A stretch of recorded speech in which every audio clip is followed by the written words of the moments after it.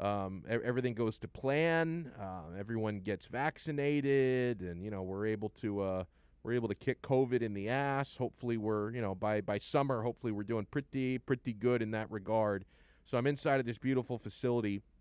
We've got this awesome shade now on the window. We've been talking about that the last couple of days with our on-site radio logo on it, but it's translucent enough that I can still see the pink, black, gray, and white seats.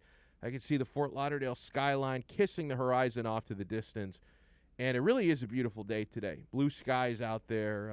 My kid wanted to play outside all day today. He was having a good time.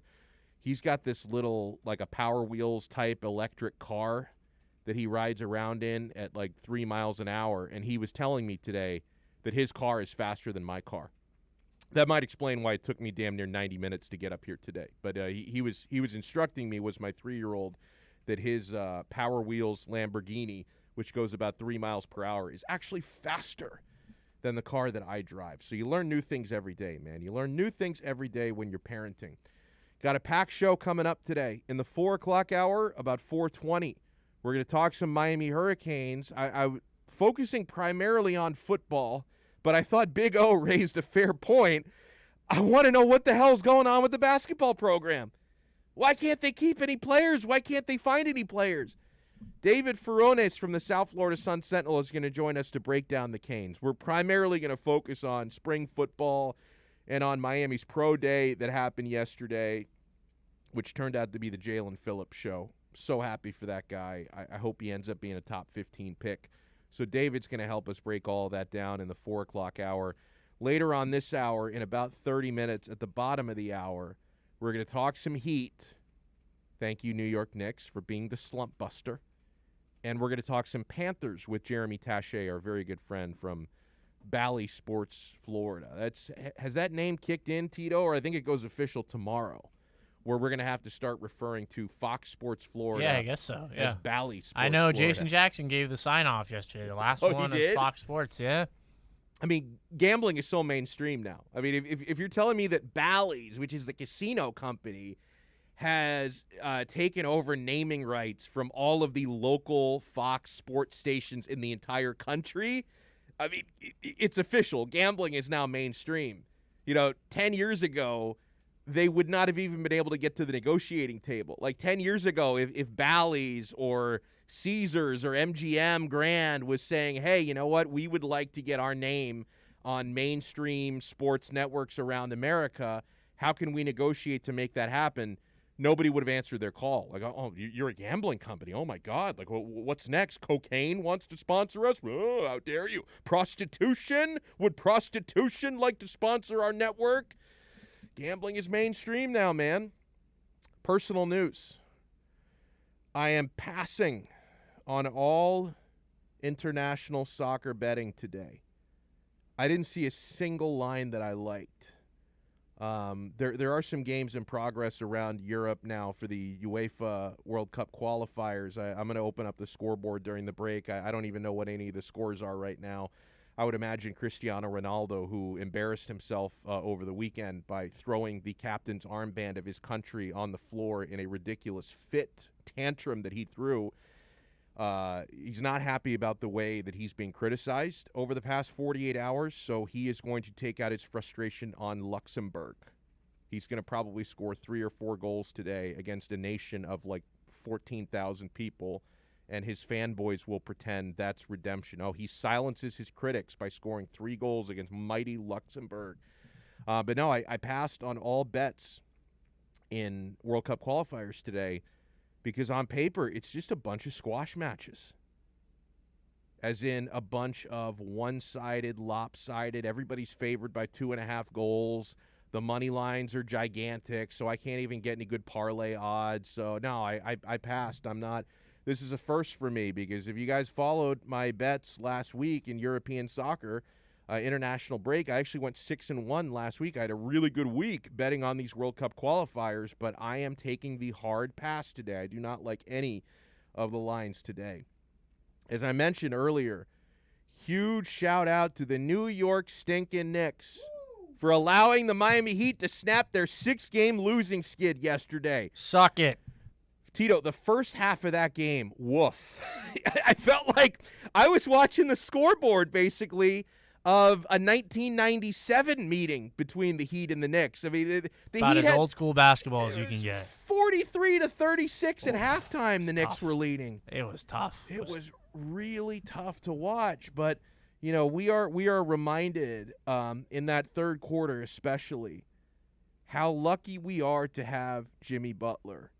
He goes off himself for 15 points in that third quarter, took over the game, 6 of 7 shooting in that period. He was excellent. Like, we saw some flashes of Adebayo early, but we saw Jimmy Butler, Jim VP, taking over when it mattered most to shift the balance of that basketball game, because the Heat had a 7-point deficit at halftime, and Jimmy Butler basically single-handedly turned that around, and the Heat were able to ravage the New York Knickerbockers at Madison Square Garden to snap their 6-game losing skid. Were you arguing with somebody on Twitter, like, Tito, did a Knicks fan actually try to trash talk you by saying that the Heat were just on a 6-game losing streak, even though the Heat just beat his team? Yeah. And what a doofus. Yeah, and his response was, "Don't you guys wish you traded for James Harden?" What? How, okay. What does that have to do with the Knicks? What does it have to do with the Knicks? Oh my God! Yeah. Don't Also, you wish you traded for James Harden, bro? Yeah. Julius Randle, your all-star superstar. Better yeah. than Peak Bosch. Yeah. Bam Adebayo, put him in a locker. Okay. Stuffed him in a locker. Literally didn't make a shot while Bam Adebayo covered him. So much for your superstars, Knicks. Oh, I got some more for the Knicks later. I got some more. Knicks getting a little too chirpy these last 2 weeks. Not liking it. Specifically one What person. are they? How many games in front of us are they in the standings now? 1.5. Like, it's, I know that they were in front of the Heat before yesterday's game, but they're going to be hanging on by a thread. Like, they're not going to be in front of the Heat in the standings for more than another week. Do you have it in front of you? It sounded like you were Yeah, typing it feverishly. looks like they are a full game ahead. Of the Oh, Heat. that's not even as bad That's as nothing. I thought. No, Yeah. it's nothing. Like, I was thinking 2 Thank games. God for the East sucking. Because 4 through 8 are all less than a game and a half apart. This is I'm looking at some of the stats that Ira put out there about last night. It was not that fun of a game to watch, at least not until Jimmy time. Butler time in the third quarter was a lot of fun. Both teams at halftime were 4 for 19 on 3-pointers. Wow. And Tyler Hero made 3 of those for the Heat. So Hero was 3 of 5 on 3-pointers in the first half, and his teammates were 1 for 14, including 1 for 5 from Hawkeye Duncan Robinson. I call him Hawkeye because he's about as worthless to the Heat as Hawkeye to the Avengers. 0 for 4 from Andre Iguodala. 0 for 3 by Trevor Ariza in the first half. So, and yeah, like Duncan said, it was great that our defense gave us a chance. Yeah, it sure did. It sure did, because shooting-wise, that was not exactly a good performance. It was nice to see Goran Dragic back after missing 4 games due to back spasms. Not that we saw a whole lot here, but we did get the debut, not from Oladipo, but from Nemanja Bjelica. 5 minutes, no points. But, Spoelstra talked about how he's still learning the system, still getting acclimated. I think he's going to end up being more valuable to this team than Kelly Olynyk was, but it's going to take a little time. But I was happy to see Bjelica get his feet wet a little bit in that game. Don't you love the way that I emphasize Bjelica? Like, I really try to hit that hard every time. Belly. Yeah, that's what Riley called him. Belly. After they signed him. It's a great name. Instead it of Kelly, is. it's Belly. Oh, that's true. We replaced Kelly with Belly. Yeah. Oh, Big shot belly. I love that. What is he going to play? Is he going to play? What can't he play is the question. No, I mean, said when is he going to play? Oh, when? Well, I mean, he played 5 minutes last night. Oh, he did? I didn't even see Oh, it. I didn't realize you missed. Yeah, he played 5 minutes last night. That's why I was did like, he what do you drain a mean? couple shots? No. No? He didn't Awful. score. Oh, damn. Yeah. All right. Yeah. Okay. Yeah, Well, no. it's first chance. Yeah, Belly did play 5 minutes last night. Now, here's my question. When do you think Oladipo is going to play? Well, it does happen to coincide that the Heat play the Pacers on Wednesday. Yeah, except when I spoke to Ira yesterday, and this was his opinion. Obviously, he doesn't know what his status is going to be for sure. But Ira seemed to hint that he may not debut until after the Pacers game, that we may not see him till the Warriors game. Well, he does have an illness, and I Right. mean, it's probably best that they tread as lightly as possible with that, just because of the nature of COVID-19 But he protocols. doesn't have COVID, though. Like, he's Well, got right. an illness, but it's not COVID. Yeah, but Like, then it. But bro, if, Michael Jordan had one of the best games of his life with the flu. Man up and play. I'm serious here. Obviously, I understand why when you have COVID, you have to sit out because it's a pandemic. I get it. I would never ever ask for somebody to play with COVID-19. I'm not like what is the name of that women's coach, that idiot who was like, oh, we need to get rid of Kim Mulkey wants to get rid of COVID testing because she's worried that players are going to miss games. Like, doofus. That's the whole point of it. If a player has the infectious disease that has caused the pandemic, then yeah, they're going to have to. I'm sorry that's an inconvenience to you. Like, I'm very sorry that we are inconveniencing you by kindly asking that players who have come down with the plague don't play. I'm so sorry about that. And now listen, Tito, I'm serious here. I had when I was playing junior varsity soccer, had one of the best games of my life with 103 fever. I had asked my father, hey, Dad, maybe I stay home today. Maybe this is not a good time to play. I'm running a temperature, diarrhea, the whole nine. And he said to me, are you a man? I said, well, no, I'm 13. I'm not. Are you a man? Yes. So I went out there and I played, and I had an awesome game. You know, I didn't score any goals, but I played center back, so that's not really a normal thing. You got a good score sheet, which is what's important. Your play was you were the energizer for Right, your team. exactly. How many games are you gonna miss to an illness that's not COVID? Like, come on, bro. I'm serious about this. Very passionate about this. I haven't taken a sick day since 2013. That's going to change, though, obviously, in today's workplace because, you know, people are worried about COVID. But you know that Oladipo doesn't have COVID because he's getting tested every 5 minutes. So it's a non-starter with me. Go out there and play. If Michael Jordan could play with the flu, I don't see why you can't play Oladipo. Do you know something that I don't, Tito? Because you're laughing at me. Like, does he have like some serious infectious disease that I'm ignoring? I mean, I know it's not COVID. Like does he have like something like ultra contagious? Does he have? I'm trying to think of like. Maybe he's doing this because. Is it bubonic? Does he have something bubonic? South Beach sickness. That's what it is. Yeah, maybe. Play through it. Play through your hangover, Vic. Vic, we don't have time. You don't think Jimmy's played through a hangover? I mean, how many games do we have left this year? Like 20? I mean, come on. We need you. You can't be sitting out games due to some non-COVID illness. 844-416-8123. That's how you reach us here on the text line. That's 844-416-8123. A couple weeks ago, I was having a text exchange with Tito, and I was explaining to him my philosophy that at least 60% of sports injuries are mental, not physical. And he was like, "Yeah, I don't know if you need to talk about that on the show. That might not go over very well."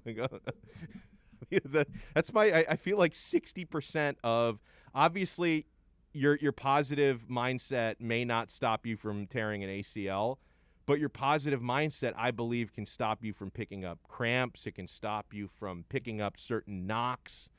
I'm telling you, man, I'm going to start a movement. And if Victor Oladipo is listening, I can get you on the court tomorrow night. Like, you don't have to sit out any more games, bro. 844-416-8123. That's 844-416-8123. Marla writes in, why do the Heat seem to always be saddled with so many guys who can't play immediately after trades? Tito, you got to hear the last sentence. Riley needs to go. She writes. Oh, wow. Okay. All right. Just in time. Just in time. I'm good with keeping Riley. No, that sentence comes just in time, Marla. You made our next segment. Congrats. I mean, I would like Riley to give Victor Oladipo a lecture about the time that Michael Jordan played through flu-like symptoms and played pretty well. Like, I think he does need to hear that, but I do not want Riley to go. All right, when we come back, it is time for my favorite segment each and every week, Terrible Take Tuesday, coming your way next. You are listening to the only locally owned sports station in South Florida. We are OnSideRadio.com. We'll be right back to the Man of the Match with Alex Donno. You can join us on the Onside Sports Line, 888-441-4623. That's 888-441-4623. Listen to OnsideRadio.com anywhere by downloading the MyTuner Radio app in your app store. Or go to MyTunerRadio.com on your web browser. OnsideRadio.com. South Florida sports leader. Hello, Inter Miami CF fans. Download the Drink AR app and play inside a first-of-its-kind virtual soccer stadium, hosted by Bodega Trevento and Inter Miami CF, and celebrate your passion for soccer from the comfort of your own home. Find the download links on our Instagram account at Treventus and get our wines delivered straight to your home with a discount for all Inter Miami CF fans. Discover Trevento, a shared passion. Let's raise a cup to the first among us who put themselves last. To the risk takers, the mask makers, the heroes on the front line and online. To the ones keeping shelves full and keeping us hopeful. To those who don't stop and those making all the stops. To the ones who pick up, suit up, and never let us down. From all of us at Dunkin' to all the heroes keeping everyone running, we thank you. ADHD. It's the child who can't pay attention or sit still in school, right? The answer may be yes. Attention Deficit Hyperactivity Disorder, or ADHD, can be complicated and it can last a lifetime. Up to 75% of children and adolescents with ADHD have at least one additional mental disorder that requires a comprehensive approach to treatment. Learn more at moretoadhd.com. This message brought to you in partnership with ADA, ACO, and CHAD. Join the Inter Miami family in 2021 by becoming a 2021 season ticket member. Enjoy enhanced access benefits and pricing not available to general fans. Visit intermiamicf.com/tickets for more information. You're listening to OnsideRadio.com. Catch up anytime by downloading the MyTuner Radio app. OnsideRadio.com, South Florida's true hometown station. With Make-A-Wish, the impossible becomes possible. A girl battling cancer can become a race car driver battling the course. The boy showing all the nurses his fire trucks can take the helm of a real one. Wishes can give kids with critical illnesses the strength to keep fighting, get better, and grow up. Where there's a wish, there's a way. Wishes need you. Visit Make-A-Wish at wish.org. Welcome back to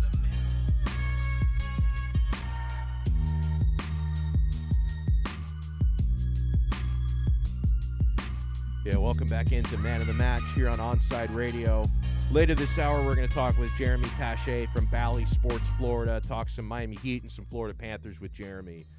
You know, Tuesday is my favorite day of the week. People have been sending some submissions. I appreciate you guys who do this with us on social media every week. If you ever come across, keep this in mind for future episodes of Terrible Take Tuesday. If you ever come across really bad sports take, something that triggers you or just makes you laugh, really bad pop culture take, food take, send them to me and send them to Tito on Twitter. I'm at Alex Donno. He's at Tito Banach. Send them to us. Send them to Onside Radio as well, and we'll air them out on another episode here of Terrible Take Tuesday. There's always one idiot with a platform. How stupid are you? You're a moron! Anybody can say anything these days. This is Terrible Take Tuesday. Hey, pal. You just blowing from Stupid Town? You know, since we were just talking about the Heat, I want to tee up Tito for the first Terrible Take because New York media blowhard Frank Isola is somehow going after the Heat after the trade deadline. Yeah, so after the news of LaMarcus Aldridge choosing to sign with the Brooklyn Nets, Frank over here decides to tweet, quote, LaMarcus Aldridge puts Brooklyn over the culture club. Period. Then parentheses, can someone do a wellness check on the Miami media? All right, Frank. First off, we're better without LaMarcus, all right? Oh, for sure. We were doing LaMarcus a favor. We were offering him a job, all right? But he decided to go to Brooklyn. Hey, good for him. That's the better team in New York anyways. He decided to go to Brooklyn where he's going to work less.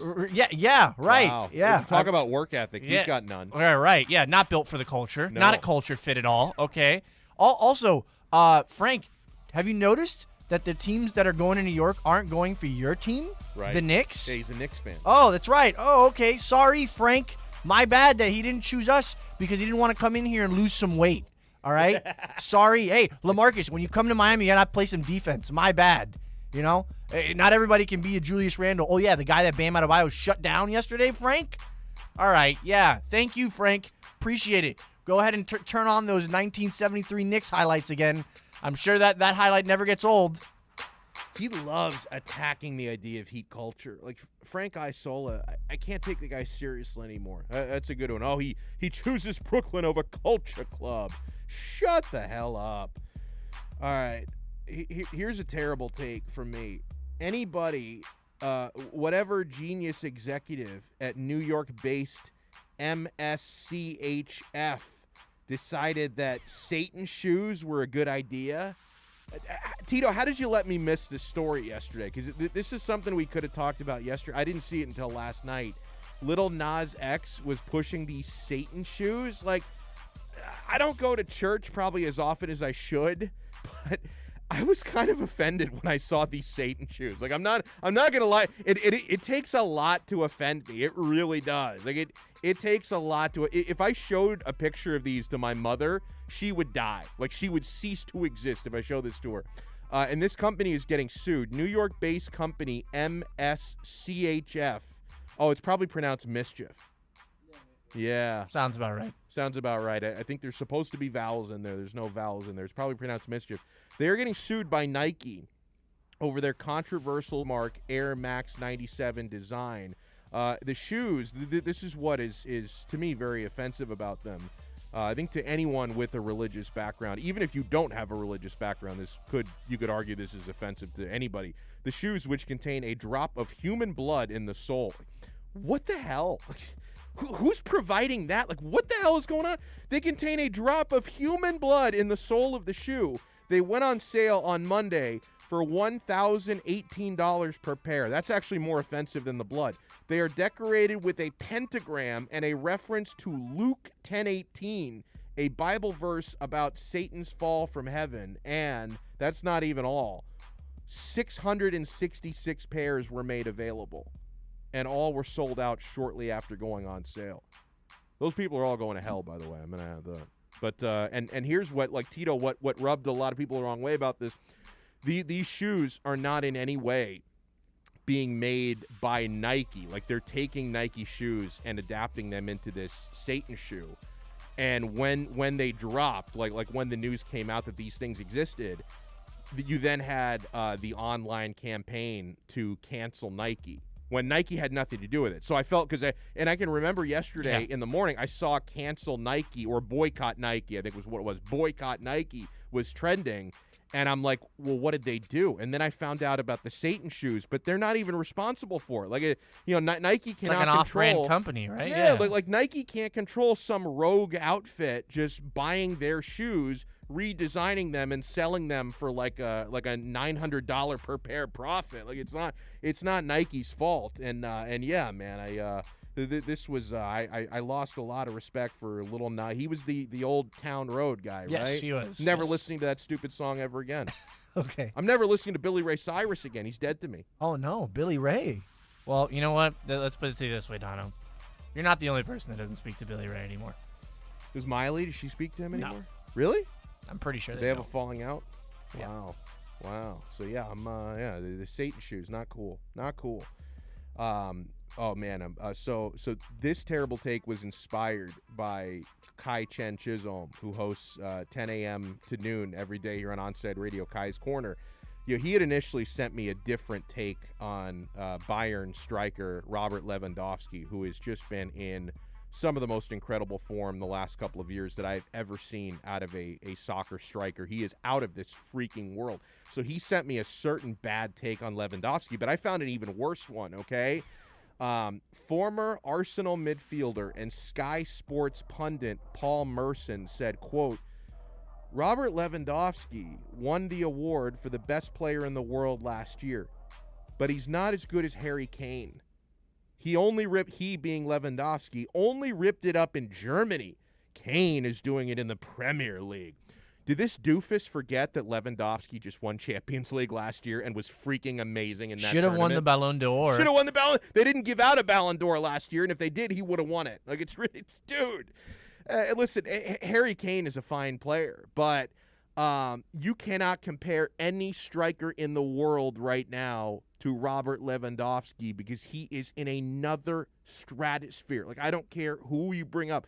I'm a huge fan of my guy, Romelu Lukaku, who's been tearing it up at Inter the last couple of years, but I do not dare compare him to Robert Lewandowski because that is a losing battle. And to try and say that, Lewandowski's not as good as Harry Kane because he's not doing it in Premier League, he's only ripping it up in the Bundesliga. Are you forgetting that this guy just won Champions League, a competition also populated by English teams and Spanish teams and Italian teams and PSG from France, who's been a powerhouse? One of the most god-awful takes I have ever heard in my entire life, man. All right, another one. I had a hard time keeping this one under wraps until Terrible Take Tuesday because I put this idiot on blast on social media a couple of days ago. I don't know who this dude is, but John Pompliano. I don't know if he's like a day trader or something, but he tweets out over the weekend one of the dumbest takes ever. He says, quote, "If you bought a Tesla Model S in 2012, your $77,000 car would be worth approximately $40,000 today. If you had invested that same $77,000 into Tesla stock, you would have over $7 million today.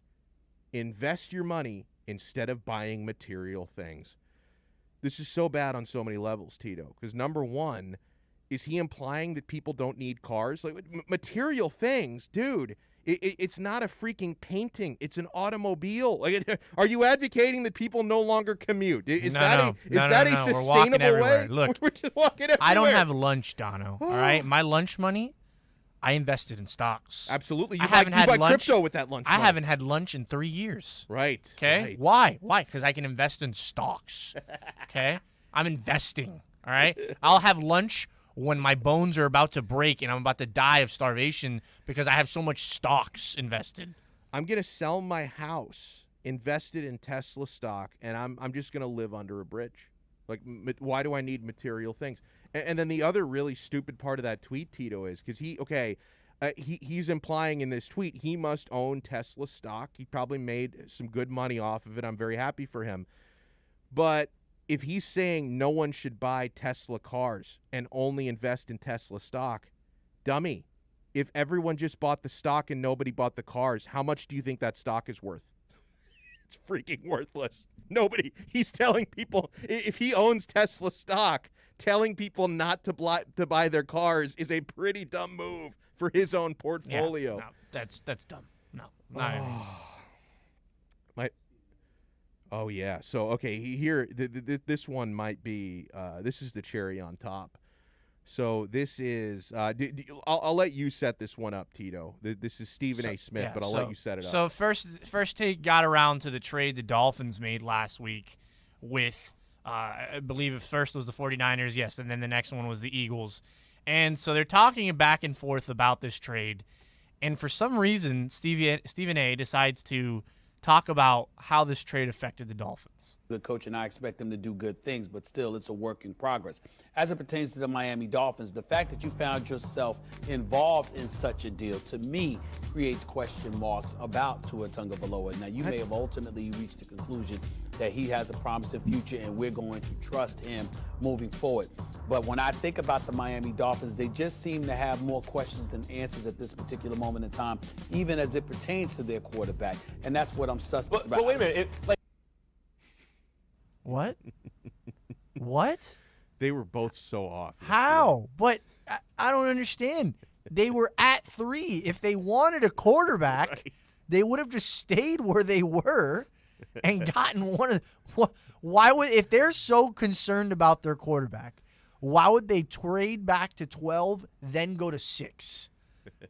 Like, I need Stephen A. to break this down for me.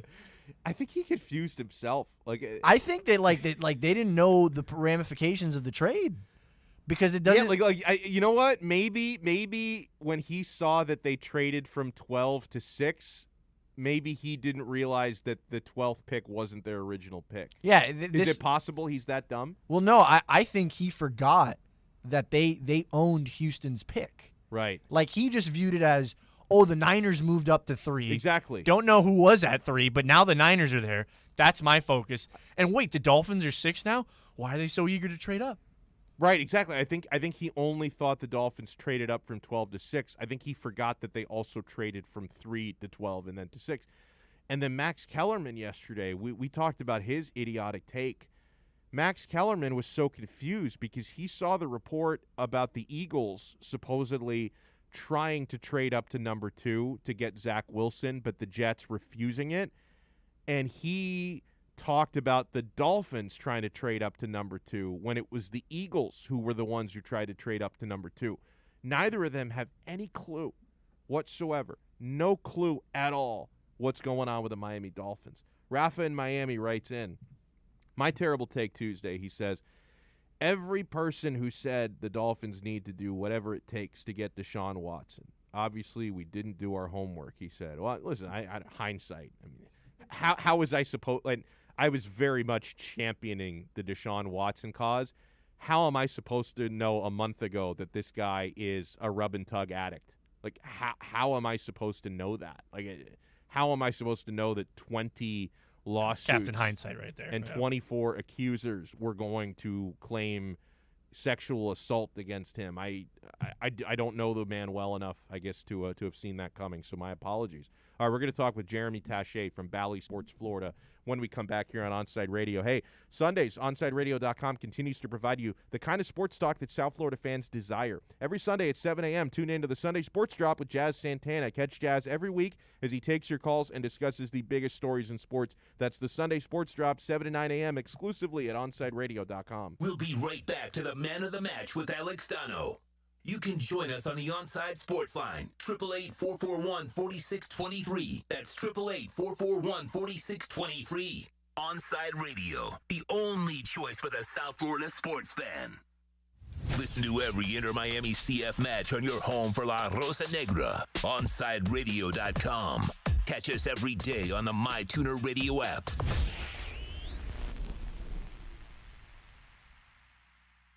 If you missed Onside Zone with Big O, you missed. She's kind of young, so I don't know. She may not be into Van Halen much. Let's see. Hey, Ruthie, good afternoon. Are you a Van Halen fan? You know, I just had to Google Van Halen. I'm not going to lie to you. I just literally have it on my computer right now. The Onside Zone with Big O. Weekdays 11 to 1 p.m. Only on OnsideRadio.com. Join the Inter-Miami family in 2021 by becoming a 2021 season ticket member. Enjoy enhanced access benefits and pricing not available to general fans. Visit intermiamicf.com/tickets for more information. Parents, we know we can't protect our kids from everything. Eventually, they're going to bump their heads or scrape their knees. But we can protect them from 6 types of cancer. HPV, or human papillomavirus, is a common preventable virus that can cause cancer later in life. The HPV vaccine prevents human papillomavirus and all the cancers it can cause. The American Cancer Society recommends getting your sons and daughters the HPV vaccine starting at age 9 to protect them later in life. He has an overbite that makes him look like a cartoon character, a slightly crooked eye, and an uncommonly wrinkly neck. In the right light, he can look a little like a garden gnome, and he'll wear a bow tie just because. Sure, you might call him a little quirky, but that's exactly what makes him so perfect. Tuna is a 3-year-old Chihuahua Dachshund mix with more than 700,000 followers on Instagram, and it all started because he was adopted. You can't buy a best friend like Tuna, but you can adopt one. Help us save them all at bestfriends.org. Keeping you informed in the world of sports.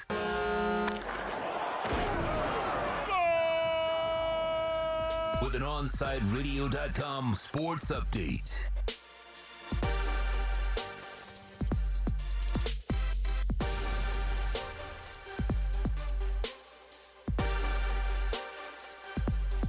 Miami Heat taking down the New York Knicks last night, winning 98-88. Heat get back in the win column after a 6-game losing streak. The Heat play again on Wednesday. They get today off. They take on the Indiana Pacers in Indiana. Could be Victor Oladipo's first game in a Heat uniform. Tip-off slated for 7:30. Florida Panthers take on the Detroit Red Wings tonight. The Panthers will be without Aaron Ekblad for the first time after he suffered a season-ending knee injury. Panthers going as the betting favorite according to Las Vegas. Panthers also lead the season series 4-2 puck drop slated for 7 p.m. And four teams battling for a Final Four trip. Number 1 seed Gonzaga takes on USC. That game tips off at 7:15. UCLA takes on the other 1 seed, that's Michigan, at 9:57 Eastern. Both Gonzaga and Michigan favorites according to Vegas. With your onside sports update, I'm Tito Bonacci. Coming up next, it's more Man of the Match with Alex Donno right here, OnSideRadio.com. You're listening to the station with more live and local sports talk than anyone else in South Florida. OnSideRadio.com. Broadcasting from South Florida to the world.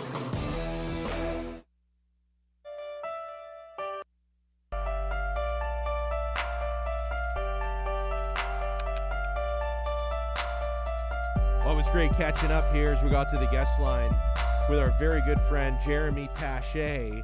And are we officially, Jeremy? Is it Bally Sports Florida officially, or is that still a day away? But you know what? We'll just say Bally Sports Florida because it is coming, my friend. How are you? It is coming. Yeah, it's good. It's good to talk to you, Alex. Yeah, Bally Sports Florida and Bally Sports Sun as of tomorrow. If you go check things out on social media, you'll see we're already making some of the transitions over there. The full rebrand starts tomorrow, though, and obviously super, super, super excited about it. I can't wait for you guys to see what everything looks like. That is cool, man. I dig it. And there's certainly a lot to talk about between the Heat and the Panthers, Jeremy. And I'll start with the Miami Heat because it was so nice to see them snap out of that 6-game losing skid. Huge shout out to all the stinking Knicks fans who listen. Thank you for being a slump buster. It was not the most exciting of first halves, but your take on the way Jimmy Butler just took over in the third quarter. He is just having such a monster year. He really is. I think I've said it to you before on here, and if I haven't, I'll say it now. He's the only player I've ever seen who is capable of truly taking over the game on both sides of the floor like LeBron James. Like, he's the only player, and it's crazy because his offensive skill set is not that of LeBron, who was turned into this elite three-point shooter and can do all of these other things with his size. Jimmy's a little smaller than him, but his ability to just simply, whenever he feels like it, take over a game and swing a game in the other direction. I mean, the Heat scored 36 points in the first half, and when Jimmy Butler decided, no, I'm going to do the scoring now, they scored 39 points in the quarter, right? I mean, it just completely changed. And so his ability to just sort of flip that switch, LeBron's really the only other guy I've seen. And the only reason I don't say Dwayne Wade in that category is just he could only guard guards as being a 6'3" guy. You'll see Jimmy. I mean, last night, Jimmy's guarding Julius Randle, and then he's guarding Derrick Rose. I mean, he's just a remarkably versatile player, and he's such a luxury for a team that needs multiple Swiss Army knives in order to win. We're still yet to see the Oladipo debut. We'll circle back to him in a moment, but we did get a little teaser last night of Nemanja Bjelica. Just played 5 minutes, didn't score, so it's not really a full debut. We'll see more from him. But what do you think Bjelica's upside can be with the Heat? Because I'm pretty bullish on his future, but what are you expecting from him when he's really integrated? Yeah, I mean, ultimately, you can only hope that he's just consistently good Kelly Olynyk, right? I mean, when Kelly Olynyk was at his best, the Heat were unstoppable, particularly offensively. When he was able to park out there as that, power forward position opposite of Bam and hit open threes, the Heat offense was humming. And the good news for the Heat is over the span of his career, Nemanja Bjelica is a better three-point shooter than Kelly Olynyk. And I can't lie to you and pretend like I've watched a ton of Sacramento Kings basketball over the last couple of years. I wouldn't believe you if you said you did. Right, exactly. But the little bit that I've seen when they've played against the Heat, he's been really athletic. And all of the analysis from the national writers, who I have to believe have done their due diligence, says that he's a bit more he has more guard skills in terms of being a playmaker. Kelly Olynyk, a very good passer, but not necessarily the type of guy you want handling the ball all that much. He kind of, bumbles and stumbles his way across the floor effectively somehow. But Bielitsa can be more effective that way. And when you have already a big man in Bam Adebayo who is essentially a point center, to have another guy like that who can handle the ball in the front court, it just takes so much pressure off of some of your younger guards too, like Tyler Hero and Kendrick Nunn, to be the primary ball handlers when guys like Bielitsa and Bam are out on the floor with them. I think that, he can really be a key cog in this team making another run back to the Eastern Conference Finals and beyond. We're joined here by Jeremy Taché. Does an awesome job with Fox Sports Florida, soon to be Bally Sports Florida. That name's going to officially roll out tomorrow, and Bally Sports Sun as well. Talking a little Miami Heat basketball.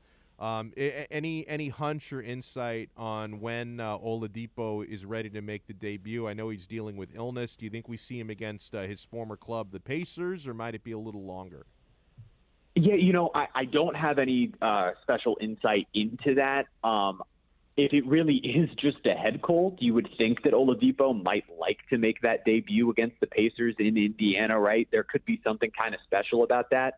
On the same note, you could argue the opposite, and you could say that, rather than dealing with the emotion of that night, let me make my first Heat debut at home against the Warriors, getting to play defense up against Steph Curry. Nice first challenge, right? And but either way, I'm so excited to see what Victor Oladipo looks like in a Heat uniform. We've been photoshopping it basically since the day he was drafted. So to actually see it happening now is really exciting. And I think, obviously, we just talked about Bielitsa being a big addition, but Victor Oladipo sends this team's upside into the stratosphere. I mean, he completely changes what the outlook for them was before the trade deadline. Yeah, and listen, I know that we thought, and there still could be, but we thought there was going to be another addition in the form of LaMarcus Aldridge. Despite so many reports linking him to Miami, he ends up going to Brooklyn. So do you have your eye on who might be next if there is another addition? Because like Tito and I have talked about Boogie Cousins, we've talked about Otto Porter Jr. Do you think there could be another addition in the form of a buyout player? I think that they'll certainly peruse the buyout market. It would be unlike the Heat in any season, let alone a season where they're competing, to not do that. I think Boogie Cousins is a guy that would fit well, particularly offensively. We just talked about Bielitsa's ability to pass and be a playmaker. Everybody forgets before he got hurt with the Pelicans, when it was Anthony Davis and DeMarcus Cousins in New Orleans, they were an 8th seed that was trending in the right direction going into the playoffs, that people were picking to upset the Golden State Warriors in round 1. And why? Because they were playing Anthony Davis and DeMarcus Cousins essentially as a 0.4 and a 0.5, two guys with guard skills as big men that were sort of revolutionizing the game, playing with these big guys as, guard type players.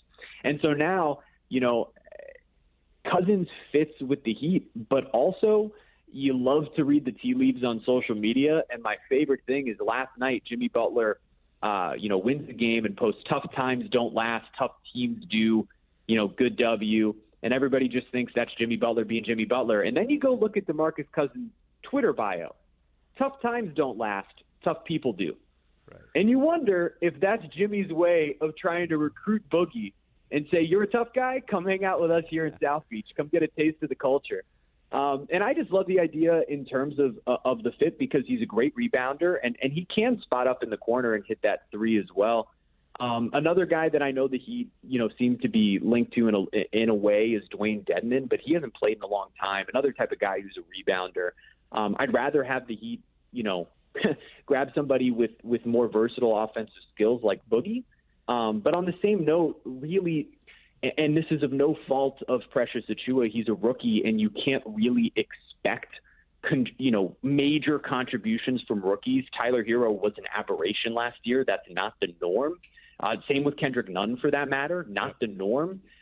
Precious Achiuwa has some growing to do. And so the one theoretical weak spot that you see when you look up and down the roster is, all right, who's the backup bruising big man? You don't have that anymore. Your front court is Bam Adebayo, and then Andre Iguodala, Trevor Ariza, and Nemanja Bjelica. None of those guys are centers, right? And so do you need to check in to see if there's somebody who can play some of those Precious minutes? Yes, you do. Do they need to make a signing to continue to win? I don't necessarily think so, but it would be unlike the Heat not to do their due diligence. Great stuff here. Jeremy Taché joins us here on OnSideRadio.com. I'm looking forward to a breakfast at Jeremy's tomorrow about the Panthers game tonight. Hopefully a victorious edition.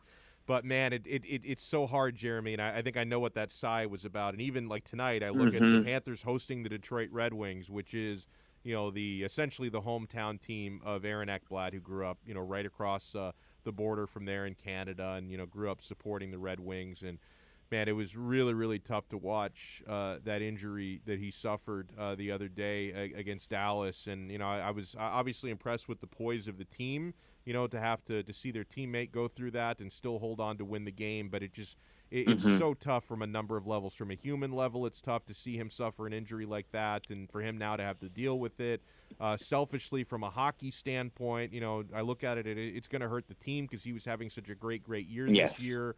We're not expecting to see him again this season, right? And just how big of a loss is this for the team?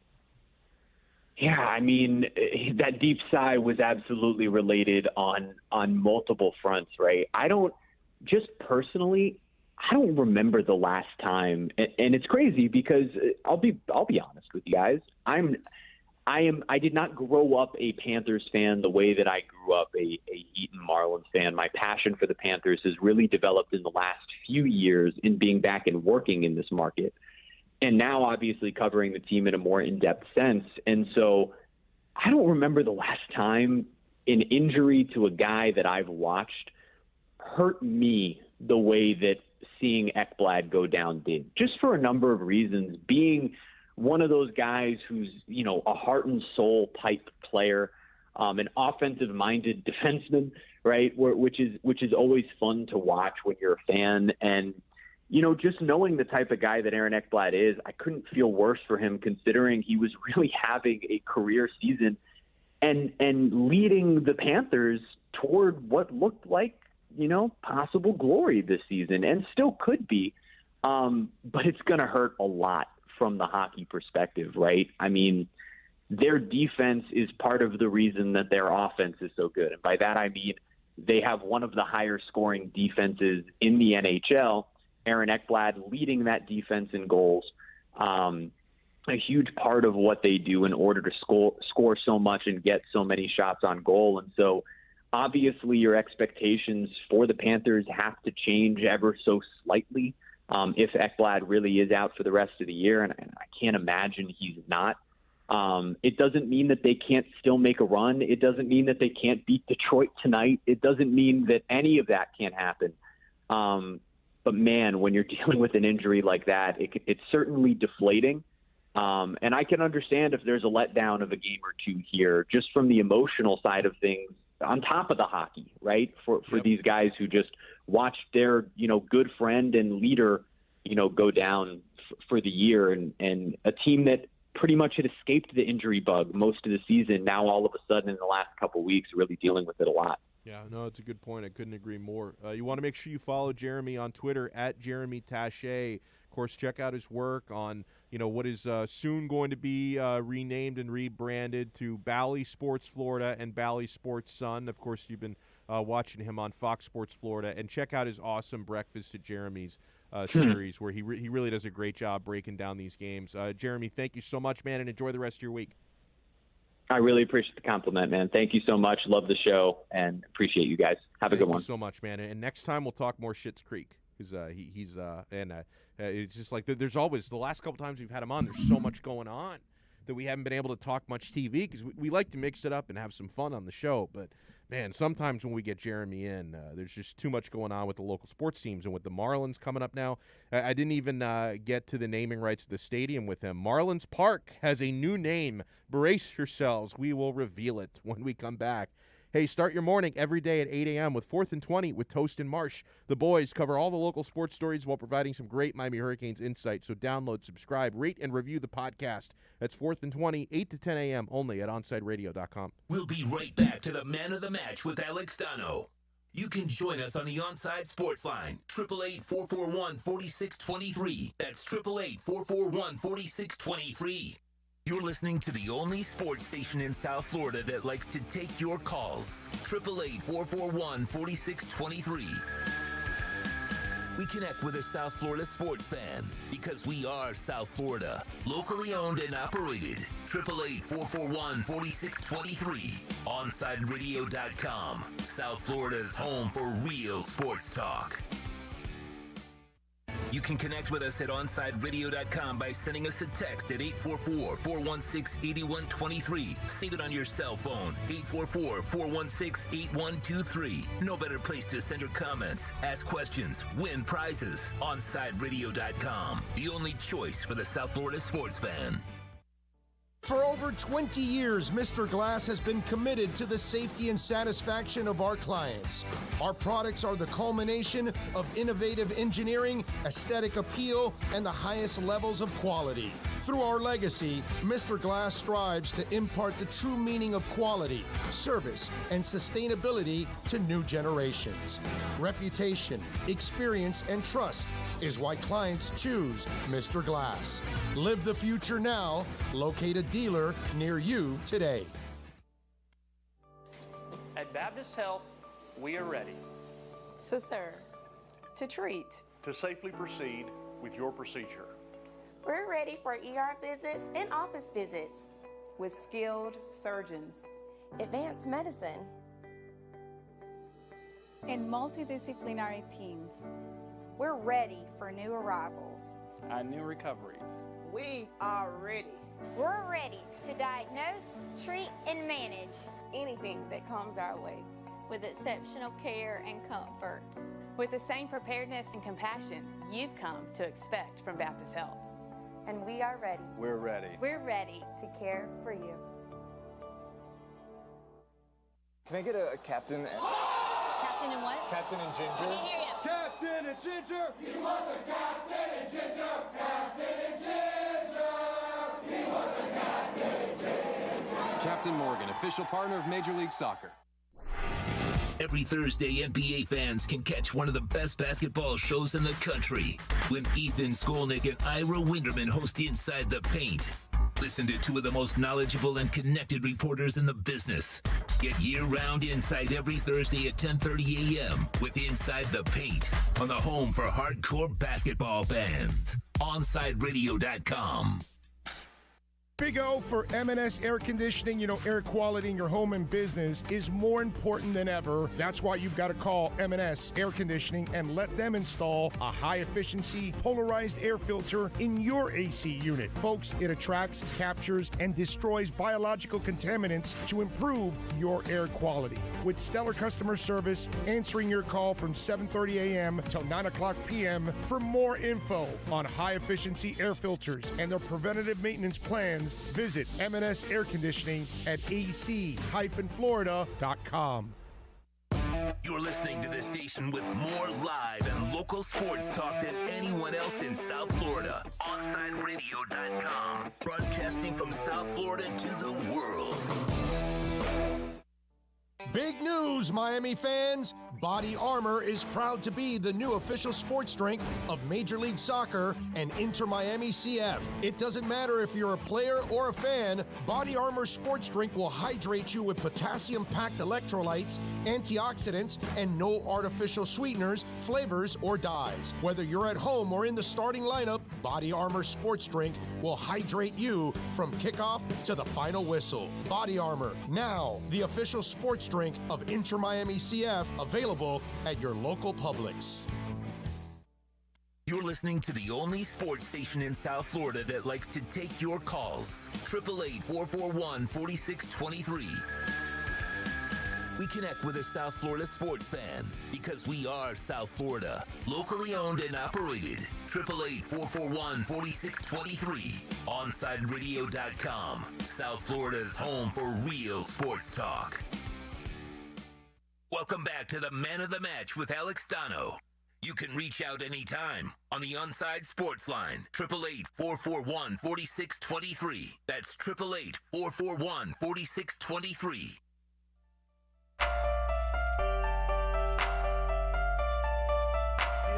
This day and age, most of the arenas and stadiums and ballparks are named after a corporate sponsor. You got to get that paper. You got to get that payday. And some of the names are better than others, right? I mean, we're going to have what are they renaming the American Airlines Arena, Tito? It's going to be FTX Arena, I think. FTX Crypto, something. Yeah, I don't know. So I know Big O's happy. Crypto, bro. I'm happy as well. I love crypto. So we're going to have FTX Arena in town. One of the ones that always made me laugh, I'm not sure if it's still called this. I don't think it is, but Sleep Train Arena in Sacramento. It's like a West Coast mattress company. So, you see some odd ones. I mean, you follow the money. If there's a brand willing to pay and you can strike a deal, this is great. It's almost kind of sad, though, that Marlins Park, because I do enjoy the ballpark, even though it was built with blood money. And the name Marlins Park always just felt right, but they've been looking for that corporate sponsorship. They finally got it. Tell me how you feel about this name, Tito. And I know that this is not something that Derek Jeter chose. He's naming it after, the company that's buying the naming rights. But this is a Slater scoop from Andy Slater. Miami Marlins are renaming their ballpark to Lone Depot Park. Multiple sources tell me. I don't know, man. It's it is what it is, man. I'm happy that they're getting that money, but naming it after Lone Depot, like it's I don't know. What is that, like a check cashing store? Like what are we doing here? Sounds a little low rent to me. Lone Depot. It's better than Moan Depot. Home Depot would have been better. Why not Home Depot? Were they not offering any money? I guess they're not interested. I guess they didn't. Office Depot, they didn't want it. Office Depot used to sponsor the Panthers arena back in the day. Phone Depot, like phones.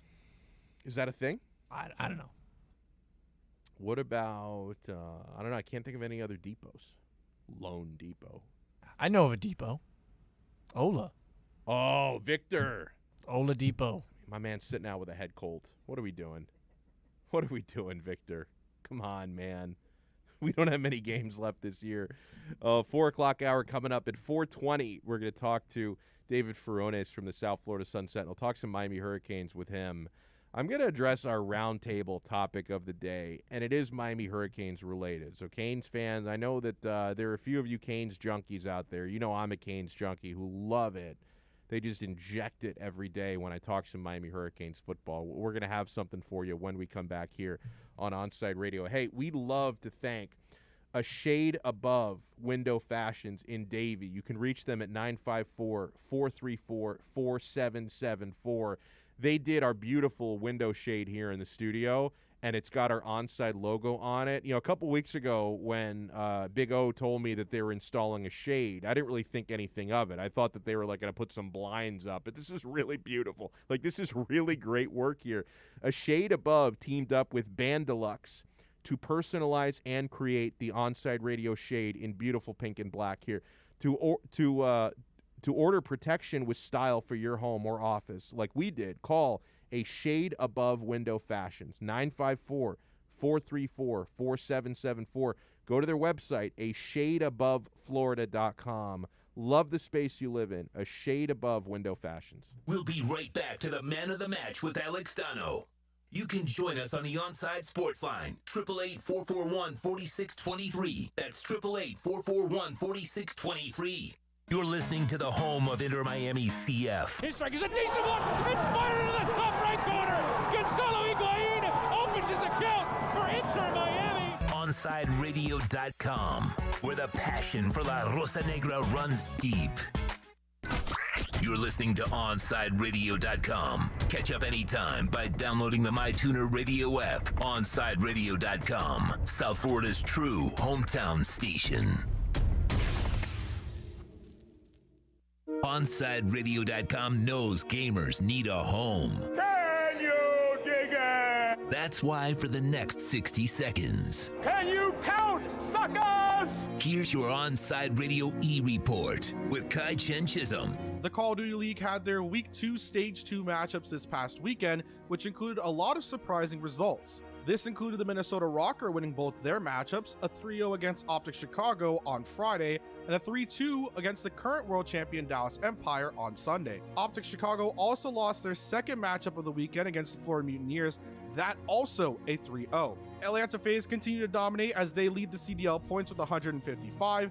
Florida Mutineers now at 7th place with 50 points, and both Rocker wins move them up to 6th, just above the Mutineers with 60. The Mutineers are now tied in the Stage 2 group standings in Group Bravo with the Dallas Empire and Seattle Surge, as all three teams are currently holding a 2-1 standing. There are still a lot of games to be played out this season, and it'll be interesting to see where teams like Optic Chicago and Florida Mutineers finalize in the standings. Stay in touch in the world of gaming with the Onside Radio E-Report. You're listening to the station with more live and local sports talk than anyone else in South Florida. OnSideRadio.com. Broadcasting from South Florida to the world. Welcome back to the Man of the Match with Alex Donno. It's all yours. Just keep it right here. You can reach out anytime on the Onside Sports Line, 888-441-4623. That's 888-441-4623. Yeah, 4 o'clock hour of Man of the Match with Alex Donno. I'm Alex Donno, and I take it till 6 o'clock here on OnSideRadio.com. Got Tito Benach running the wheels of steel over here. Beautiful Inter Miami CF Stadium. It's where we broadcast from each and every day. Love our studios here. I love how I can watch the TV to my right with no more glare, thanks to a shade above Window Fashions who put these the wonderful shade here on the window at OnSideRadio.com. Tito, I'm almost afraid to even ask you this, and I know you're like a decade younger than me, so maybe the answer is no. Did you grow up watching the Mighty Ducks films? I watched some of them, not all of them though. I couldn't tell you the name of them, but I watched them. Well, I mean the original Mighty Ducks classic. I also loved D2. The Mighty Ducks are back. And then D3, wasn't wild And about the it. second one, they go to college, right? They go like to a boarding school, like a high school. Ah, that's yeah, what it was. They go to like a boarding. Because I remember he puts the ants in the room. Oh no, that was the third one. They did That's go to the college. third one? Yeah, the third one they went to Oh. college. Yeah. So then the second Oh, one's actually, no, I'm sorry. The third one was the one they go to boarding school. They're still in high school in the third one. Yeah. Oh, really? Yeah. Oh. I was getting my The third my one wires isn't the twisted. third one where he catches one of the guys with like a lasso. One of the kids catches him with like a I think that was the second one, or it might have also been the third one, because there was a kid with a lasso, which he was introduced in the second one. He might have also been in the third one, and it was funny. They had a scene in the because in the second one, they were participating in the Junior Goodwill Games in Los Angeles, Right. and they go like on this like shopping spree. Where actually what they did was they go into like the fancy stores and like just waste the salespeople's time in Rodeo Drive. And then the country kid with the lasso was like, I like this. Rodeo Drive? Classic. Cheap laugh. It was a cheap It laugh. was great. I'll take that every day. Yeah, I remember seeing like the scene where like they tie all the doors together. Oh, and yeah, so I think none that of was them the none of third them can one. escape. Yeah, the third one wasn't very good, I didn't think. Because it was also like the third one, the real magic of the Mighty Ducks was Emilio Estevez. Like it was all about Coach great. Bombay, and he wasn't in the third one a whole lot. Like they had this new coach who was a real hard ass, but then you find out he's got a heart of gold. You find out at the end of the movie he's not such a bad guy. No, but the reason why I ask you, and you've clearly seen some of or at least one of those movies, but I wanted to ask you about it because a listener of ours, Dave, was telling me he watched the first episode of the new Mighty Ducks series on Disney Plus. Okay. And he was actually complimentary of it. I noticed it because a few days ago I was watching the second episode of Falcon and the Winter Soldier. Highly recommend. But when I was on Disney Plus, I saw, oh man, the Mighty Ducks show has dropped. We've got an episode of the Mighty Ducks show. And this is the reason why I'm actually excited to start watching it. I think they've only released the first episode of it because I wish all the streaming services were more like Netflix. Netflix does it right where they give you the entire season at once. God bless them. Anywhere else, Disney Plus, Hulu, they give you one episode per week like it's conventional TV, and I much prefer to have the binge option. You prefer the binge Oh, than like the absolutely. I hate having to wait a week for the next episode. Like I kind of like oh, it. No, It builds the suspense no, up, no, and no, I feel like it also allows more media to talk about what the next episode is going to be. You're still living in 2004. I mean, come on. you like getting one episode a week? Like that is in the certain old TV way. In certain shows, yeah. Like streaming has made that irrelevant. I love being able to binge, and you don't have to binge. Like no. Yeah, but how badly do you want that new episode to drop? Pretty damn bad. Yeah, exactly. Pretty damn bad. Yeah, you're building up the emotions for it. But dude, it's like when. But screw that. Give it to me now. That's what I'm saying, man. Like when what was that show that I like on Netflix? Ozark. When they dropped the most recent season of Ozark, they do it all at once. Yeah, it was right smack in the middle of like the worst days of the pandemic when you couldn't go anywhere, and I was trying to watch that Tiger King, which I didn't like. Sorry, I didn't like it. And then I'm like 4 episodes into Tiger King. I'm like, oh, I'm so bored. And then a new season of Ozark drops, and 13 episodes. Oh, it was heaven. Well, like I watched it in 3 days. Yeah, and well, Ozark's a fantastic show. Such a good show. Such a good show. But you know what drops this Friday, Donno? What? Godzilla versus Kong. Yes. Godzilla versus Kong. And look, I feel like I haven't been taking wagers yet of anybody here at Onside Radio. I'm putting my money on Godzilla. Okay. Godzilla smashes Kong. Really? Yeah. Well, here's the thing. Like the only chance that Kong has against Godzilla is if he can find a way to neutralize Godzilla's nuclear breath. I mean, Godzilla he's radioactive. Godzilla I think he's way older than Kong. I mean, they're both ancient mythical figures, but Godzilla is heavier. Godzilla is larger. Godzilla can harness nuclear power in his breath. Kong does have some advantages. He's a better athlete. Like King Kong is a better athlete than Godzilla. Like he moves like a really athletic person, where Godzilla has no reach. He's got tiny arms. Well, but also Donno, like, think about the level of competition that Godzilla's gone up against, right? He's taken down Mothra. Yeah. He's taken down Hydra. Oh, my God. In some cases, he's taken down Mechagodzilla. Rodan. Rodan, right? I mean, he's gone through, the Death Valley of superstar monsters, and he's come out alive. Yeah, who's King Kong's nemesis? Right? Does he have one? I don't know. Is it just life itself? He was just is it the city of New York? He was swatting down like 1930s airplanes. Is it the Knicks? Is it the Knicks? Is Frank Isola behind all of this? Oh, he takes Frank Isola down. Right. I got Kong in that Well, fight. that's what I'm saying. Kong, like, who has Kong fought? I don't know. Yeah. The strength of schedule for Kong, not very good. Not a compelling argument. He's UCF. Wow, that's a good point. Yeah. Where crowns himself. No one else is crowned. I haven't crowned King Kong. Godzilla is Bama. Godzilla is going through the SEC gauntlet. He's going through the wood chipper against LSU, and then he's got to win the SEC championship game, where King Kong is playing a mid-major schedule. Like King Kong is playing like the Sun Belt. He's playing Conference USA. He's playing FCS teams on occasion. Right. He's not battle tested. This is and look, incredible athlete, but hasn't showed up on the big stage yet. This is the big stage. This is the first time.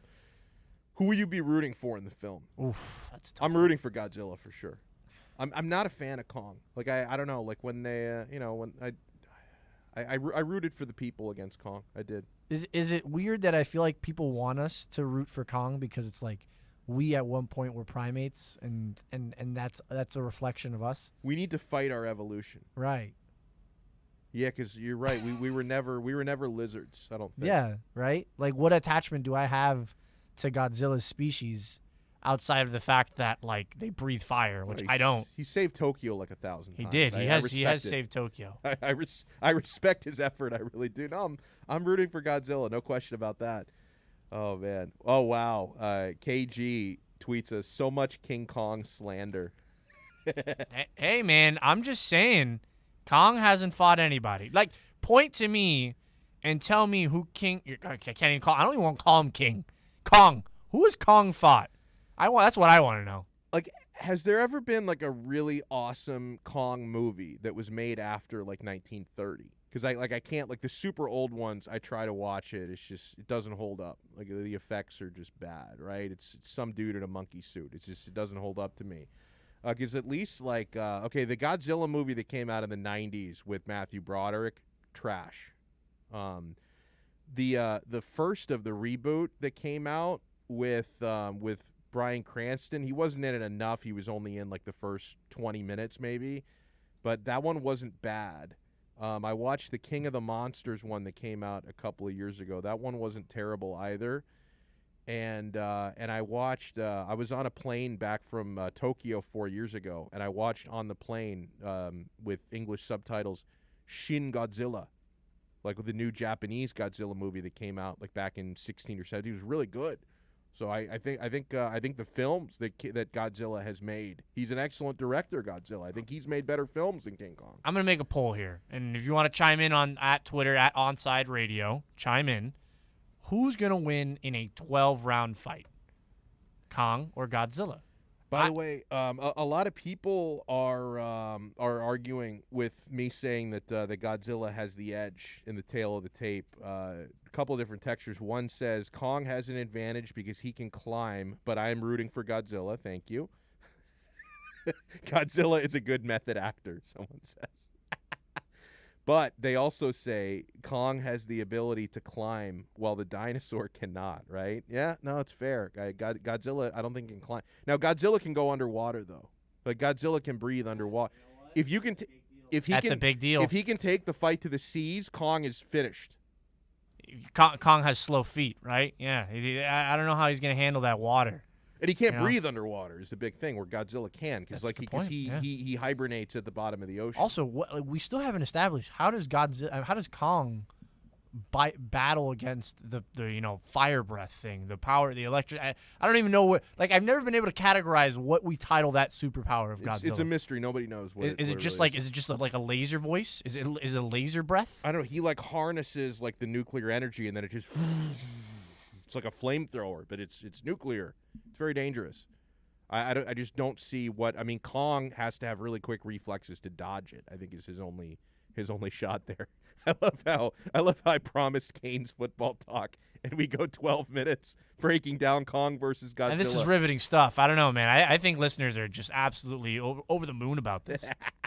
I do want to address the roundtable topic, though, before. In about 10 minutes, we're going to bring on David Furunes from the South Florida Sun-Sentinel to talk some Hurricanes. But the roundtable topic for today, how important is it to the future of the Miami Hurricanes football program that guys like Rousseau, Phillips, Brevin Jordan, Quincy Roche not only get selected high in the draft, but excel at the next level? I love this topic today. I'm very passionate about this as a Miami Hurricanes fan. I'll start here. We know that there are many reasons why in recruiting, why high school stud players pick their university, why they make their choice. There are a lot of factors here. Location, playing time, competition at their position, quality of facilities. It's why Miami has been improving theirs over the years. A chance to win championships obviously is way up there, but among the very top reasons why these stud high school players are going to choose a university is who puts players into the National Football League. What teams can show they have a track record of getting players the exposure and the development that they need to get to the NFL, to be drafted high, to make money. And I'll give you this example, right? Because you can look at a program like Alabama and say, well, it's a very easy sell because Alabama are in the college football playoff every year. They win almost every championship. All you have to do is sell the winning culture. But even a program like Bama that wins every year basically under Nick Saban, they still sell the fact that they are also an NFL draft factory because that's such an important base to cover. I mean, have you seen a couple of years ago that recruiting campaign that Alabama was using? Now, this wasn't very well received by people from the outside, but it was very well received by recruits. When they were using, they made a collage of the signing bonus checks. Now, these were, I'm sure, Photoshopped, because I doubt every one of these players actually sent them a picture of their check. But they made a collage of the signing bonus checks with the dollar figures on them that former Alabama players, when they were drafted into the NFL, were making, because they were showing this to their recruits, like, hey, yeah, you come here to win titles. You come here to play for Saban. You come here to live in a great football town, for what that's worth. I don't really care about Tuscaloosa personally, but maybe that's a sell for some players. But most of all, we have an incredible track record of getting players drafted and drafted high and making a ton of money. Here is a collage of the signing bonus checks that former Alabama players are making when they get to the NFL. Having players get drafted high, get paid, and being prepared to dominate at the next level is one of the most important factors in building a college program, because you have to be able to bring in those recruits. You have to be able to sell them on their school. I mean, you think about, some of these names I'm going to mention, former University of Miami players, are some of the very best in recent memory in the NFL. Guys like Calais Campbell, Frank Gore, Jimmy Graham, Ed Reed, Ray Lewis, Vince Wilfork, Dan Morgan, Reggie Wayne, Warren Sapp, Michael Irvin back in the 80s and 90s. These guys all played at the University of Miami, and throughout their NFL careers, and even after their NFL careers, for the ones who are retired, continued to be ambassadors for the U, even decades into or after their NFL careers. When you see the player intros on Monday Night Football, and then the player who's introducing himself says, "From the U," that means something still. That's a commercial, an advertisement for your program every time you see something like that on TV. Now, the bottom line is, over the last decade or so, we haven't had enough players of that quality come out of the University of Miami. We need the NFL factory to keep churning out elite talents, because those talents, taking their skills to the next level, getting famous, getting rich, spreading the gospel of University of Miami football, that keeps Miami in the national conversation. And that reminds high school players who grow up being NFL junkies, just like you, me, and everybody listening, they see, hey, if I go to Miami, I can be the next Frank Gore. I can be the next Calais Campbell. I can be the next Ray Lewis. Now, hopefully in a few years, high school players are watching the NFL and saying, I want to be the next Greg Rousseau or the next Jalen Phillips or the next Brevin Jordan, when those guys, God willing, are dominating the National Football League. So it's massive. It is absolutely massive. Now, we all hope that Miami can cover all the bases, because within the next few years, I want to see Miami in the college football playoff competing for titles and covering that base as well. Like I want every player coming out of high school to look at Miami and say, yeah, if I go there, I can compete for championships. But it's a really damn good start if players can look at the U and say, I can get to the NFL through here. I can be a first-round pick. I can make that money. I can make that signing bonus. I can make a better life for my family with that money. That's really important to a lot of players who may not come from a whole lot. So it's absolutely massive. So, yeah, come draft day, I'm expecting Rousseau and Phillips to both be first-round picks. And I think a second-round pick, Quincy Roche, maybe Brevin Jordan, second round as well. I want to see the University of Miami really well represented in that NFL draft. We're going to talk some Canes with David Furunes when we come back. Hey, Saturdays at 8 a.m., baseball fans can go deep into the count with Alex Aguirre and Christian Chase. Catch the show that talks Marlins and all the big stories in the major leagues. Every Saturday at 8 a.m., Seamheads can have a new home. Listen to Deep Into the Count exclusively at OnsideRadio.com. We'll be right back to the Man of the Match with Alex Donno. You can join us on the Onside Sports Line, 888-441-4623. That's 888-441-4623. You can connect with us at OnsideRadio.com by sending us a text at 844-416-8123. Save it on your cell phone, 844-416-8123. No better place to send your comments, ask questions, win prizes. OnsideRadio.com, the only choice for the South Florida sports fan. If you missed Onside Zone with Big O, you missed. The 25-year-old was reportedly arrested this past week near Vail, where a sheriff's deputy said he saw Camargo's car speeding and changing lanes erratically, which is always really smart. When you're carrying a lot of drugs, you want to speed, you want to swerve, you want to look like you're drunk and high and all that. You want to cause as much attention. You want to bring as much attention to you when you're carrying a load of drugs. That's just a tip for you, thieves out there, you drug dealers, you criminals. Bring all the attention possible to you while you're committing a crime. It's really, really smart. The Onside Zone with Big O, only on OnsideRadio.com. Hey Panthers fans, Dave Dwart here with some awesome news. Every Saturday, I'm going to bring you the latest on everything to do with the Florida Panthers with Chirping the Cats Radio. Saturday mornings from 10 to 11 a.m., we'll dive into the state of the team, recap games, and hear from past and present Panthers players, and plenty of other great hockey guests too. Got questions about the Panthers? Call or text the show and we'll break it down. Don't miss Chirping the Cats Radio, Saturday mornings from 10 to 11 a.m., only on OnsideRadio.com. He has an overbite that makes him look like a cartoon character, a slightly crooked eye, and an uncommonly wrinkly neck. In the right light, he can look a little like a garden gnome, and he'll wear a bow tie just because. Sure, you might call him a little quirky, but that's exactly what makes him so perfect. Tuna is a 3-year-old Chihuahua Dachshund mix with more than 700,000 followers on Instagram, and it all started because he was adopted. You can't buy a best friend like Tuna, but you can adopt one. Help us save them all at bestfriends.org. ADHD. It's the child who can't pay attention or sit still in school, right? The answer may be yes. Attention Deficit Hyperactivity Disorder, or ADHD, can be complicated and it can last a lifetime. Living with a condition can sometimes be a challenge. It may take years to accept a formal diagnosis, and it's not always easy to find the right treatment plan. Did you know that up to 75% of children and adolescents with ADHD have at least one additional mental health condition that also requires a comprehensive approach to treatment? ADHD guidelines were recently updated to reflect the need to screen for associated disorders. Be sure to talk with your child's doctor about proper screening and visit moretoadhd.com for additional information. That's moretoadhd.com. This message has been brought to you in partnership with ADA, ACO, and CHAD. Welcome back to the Man of the Match with Alex Donno.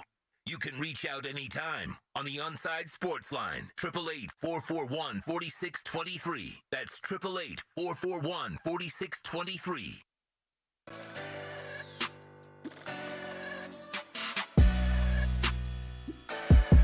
I love any excuse to talk Miami Hurricanes.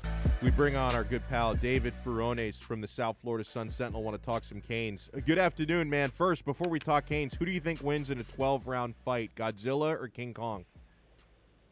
I have no idea. What's everyone else's take on this? I want to hear some. Tito and I are both on Team Godzilla because of his size and his nuclear breath. But a few people have pointed out in the live chat and on the text line that, King Kong has better dexterity. He's got longer arms and he can climb. But, David, I think the biggest advantage for Godzilla is the fact that he can breathe underwater. So if he can take the fight to the seas, there's really nothing King Kong can do. Man, I think that's a tiebreaker right there. I think, you just nailed it with that one. Hopefully I'm more prepared for the next few questions you'll ask me. Before we get into the spring football a little bit on the pro day yesterday, I admittedly I don't know as much about this as I probably should, but what the heck is going on with the basketball team, David? Because every time I see a headline, it's a player leaving, transferring. The recruits don't seem to be coming in. It's like, how did we get to this point in basketball? Yeah, on the surface, you look at it and you say, boy, it seems like the Miami program and Jim Larinaga, they're losing all these guys, either to transfer. Some guys want to leave prematurely into the draft, something we've seen with football over the years. But then maybe they decide, okay, well, it seems like pro aspirations aren't quite there right now. And then now they're opting to transfer. But, it's really something that's going on throughout all of college basketball. There's more than 1,000 names in the NCAA transfer portal right now for men's basketball. Yeah, so it's not just a Miami thing. It's really the wild, wild west right now, and it almost college basketball free agency, the way this offseason is going with the immediate eligibility coming off a transfer that we're seeing. So a lot of guys are looking to make moves, and it's not just Miami. I think to fully judge the situation, we'll have to see what the Canes get in return, and then also if these last few guys that still have decisions to make, like Cameron McGusty, like an Isaiah Wong, they still decide to stay on board.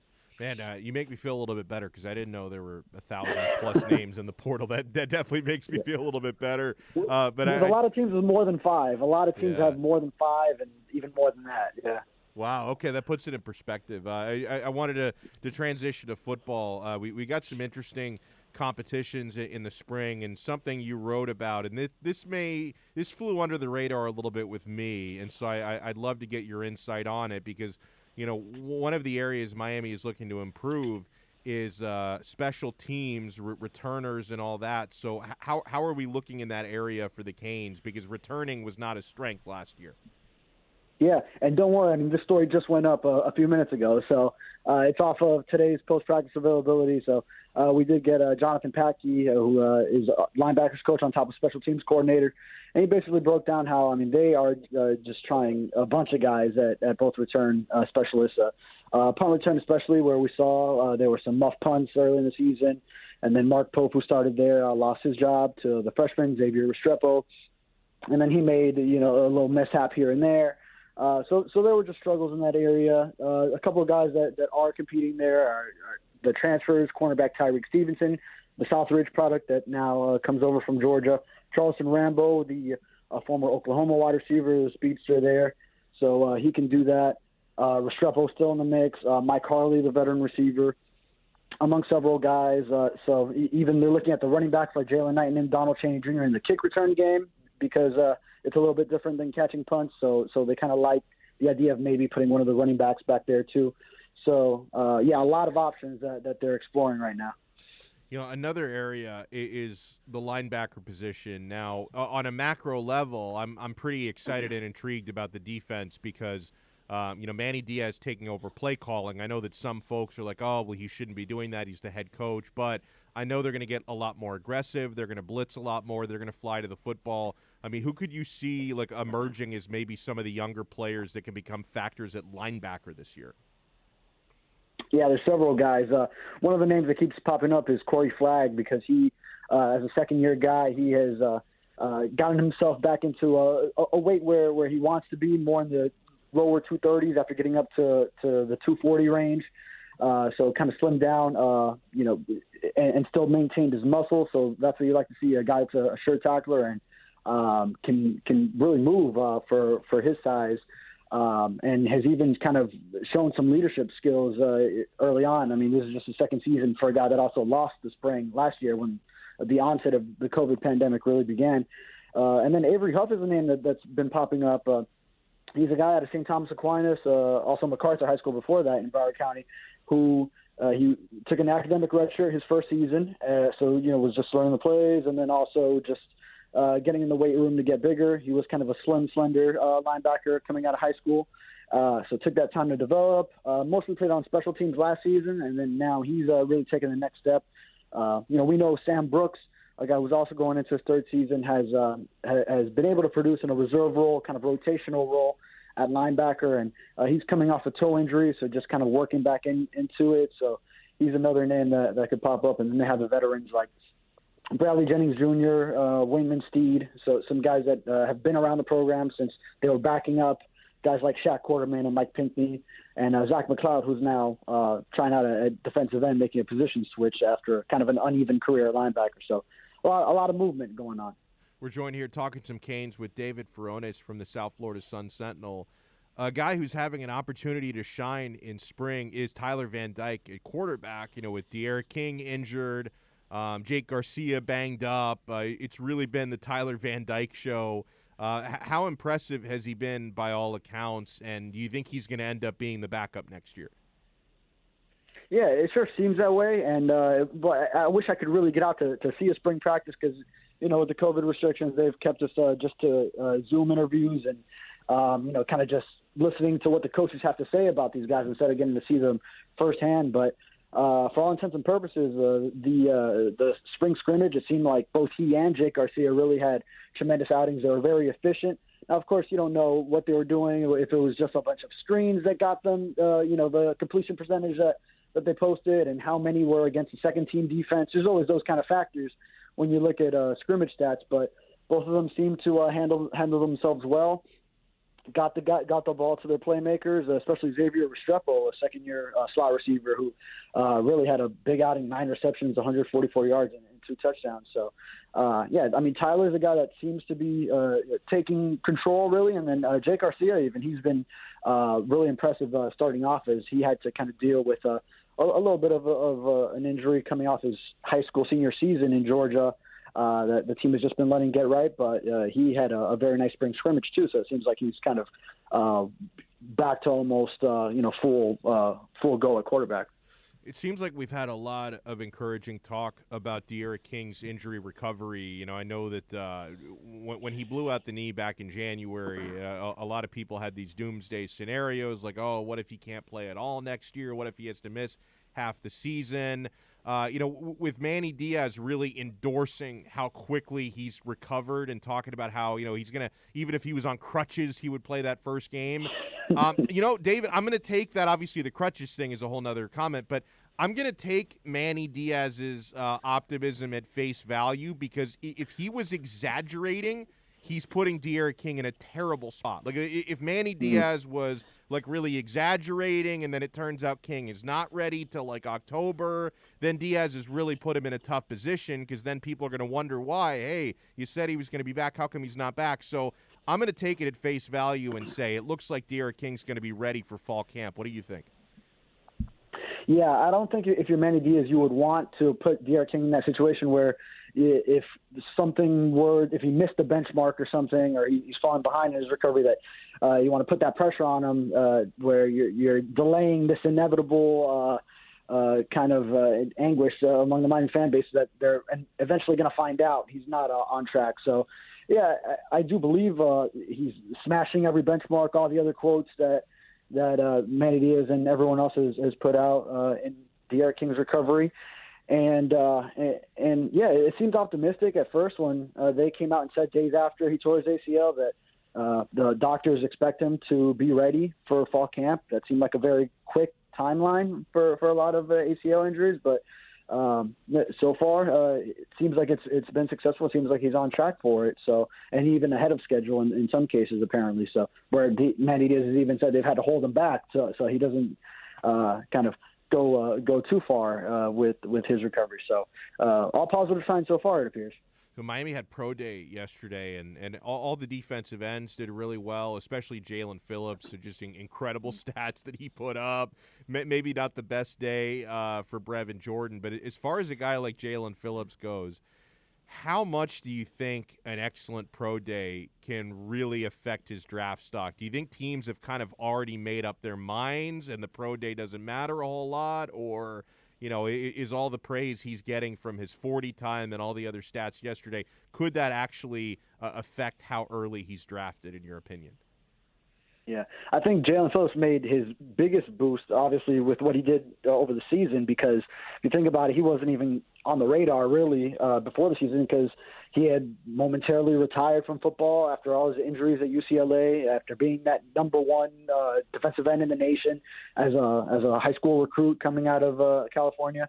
So then he takes that year off the transfer, and then really just gets in the weight room, just transforms his body entirely. And then that's when you see the Jalen Phillips that we saw last fall, that then several games into the season, all the draft analysts started saying, oh, this guy, we have to put him into the first round. You start seeing by the end of the year, he went from not on the radar at all to now he's got to be a late first round pick, and he's going 1-2 as far as defensive ends with Greg Rousseau and at least one of the top three. Some people might have the guy to Michigan ahead of them, or in the mix with them at least.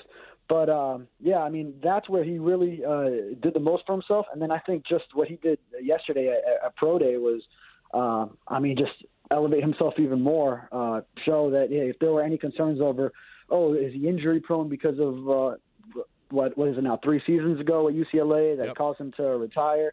Did he lose his motivation to play the game when he retired? And just look at the way he came back and transformed himself in that time off, and then got himself to the level where he was at last season and produced the way he did. And then obviously it shows with those incredible combine-style workout results that he posted at Pro Day. Well said here, as always, by David Furones. You want to follow him on Twitter at @DavidFurones_ and check out his work in the South Florida Sun Sentinel. Thank you so much, man, and enjoy the rest of your week. Donald, always a pleasure. Always a pleasure. Good stuff there. Somebody in the live chat was asking my take on the 17-game season, which is now official. It was made official today in the NFL. We knew it was a formality, but Adam Schefter tweeted out a few hours ago that we officially have 17-game seasons now in the National Football League. I'll give you my take on it and why I think some of these players need to stop whining. We'll get to that and more when we come back. Hey, Onside Radio understands that gaming is a big part of the sports landscape now. That's why every day we keep you updated with some of the latest gaming news on Onside Radio's E-Minute, hosted by Toast, Kai, and Michael Christian. If you miss it, it's podcasted daily. So search Onside Radio on all platforms, subscribe, rate, and review. OnsideRadio.com, the station gamers call home. We'll be right back to the Man of the Match with Alex Donno. You can join us on the Onside Sports Line, 888-441-4623. That's 888-441-4623. You can connect with us at OnsideRadio.com by sending us a text at 844-416-8123. Save it on your cell phone, 844-416-8123. No better place to send your comments, ask questions, win prizes. OnsideRadio.com, the only choice for the South Florida sports fan. There are those who dedicate themselves to a sense of honor, to a life of courage, and a commitment to something greater than themselves. They have always defended this nation and each other. They still do. The few, the proud, the Marines. Inter Miami CF, your official furniture and mattress store, is here. City Furniture is your #1 home source for the trends you want at the prices you'll love, including exclusive City Furniture collections, the widest selection of styles, affordable home accents, mattresses starting at just $99 and more. Create the home of your dreams fast with next-day delivery, plus get 60 months special financing with no down payment. Because City Furniture is here to make it easy so everyone can live life like this, visit cityfurniture.com. Hey everybody, it's Good Greek Moving and Storage, and for over 2 decades, they've been entrusted to handle all of your moving and storage needs. And now, Good Greek is the official mover of Inter Miami CF. And if Inter Miami trusts the Good Greek, you should too. For the best move ever, whether it's across town or across the country, go to GreekMoving.com. That's GreekMoving.com for Good Greek Moving and Storage, the official movers of your Inter Miami CF. Riddle me this. With all this sizzling meat and crunchy veggies nestled between toasty flatbread, who should get credit for Papa John's new papadilla? The person who invented pizza or the person who invented folding? Well, whoever it is, a tip of the tongue hat to you, sir or madam. Get a new papadilla, 4 flavors, just $6 each. Better ingredients, better pizza, better than a sandwich. Papa John's. My daughter Brinley is here at St. Jude. Coming here was literally life or death, and it was so scary. But St. Jude is fighting for one goal, like this one mission, life. And that gave us hope. We haven't received a single bill from St. Jude, so I really can just focus on what's best for Brinley. Finding cures, saving children. Learn more at stjude.org. Keeping you informed in the world of sports.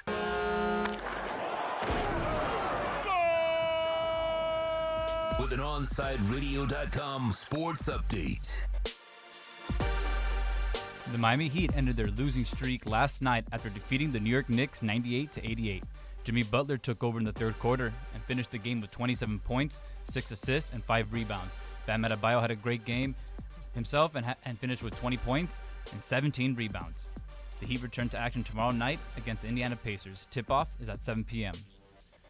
After hearing the news that Aaron Ekblad will be out for 12 weeks, the Florida Panthers are back on the ice tonight to take on the Detroit Red Wings. The Panthers are going to tonight's game third in the Central Division, but only 2 points behind Tampa for the division lead. Puck drops at the BB&T at 7 p.m. With your On-Site Sports update, I'm Alex Aguirre, and coming up, it's more Man of the Match with Alex Donno, and Game Night with Michael Christian is right after at 6 p.m. You're listening to the only locally owned sports station in South Florida, OnSiteRadio.com.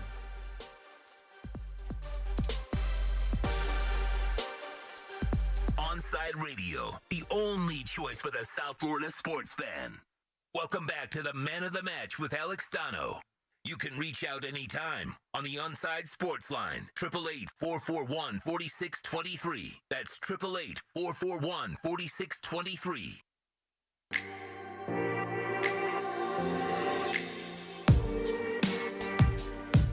Hey, remember, you can watch all of our shows streaming live on YouTube. Go to youtube.com on your computer, pull up the YouTube app on your smartphone. Just search for Onside Radio. Subscribe to our channel. We're trying to get that subscriber count way up. We're at we've only been doing this for a couple weeks. We're at 309 subscribers. So subscribe if you haven't already. Tell your friends about it.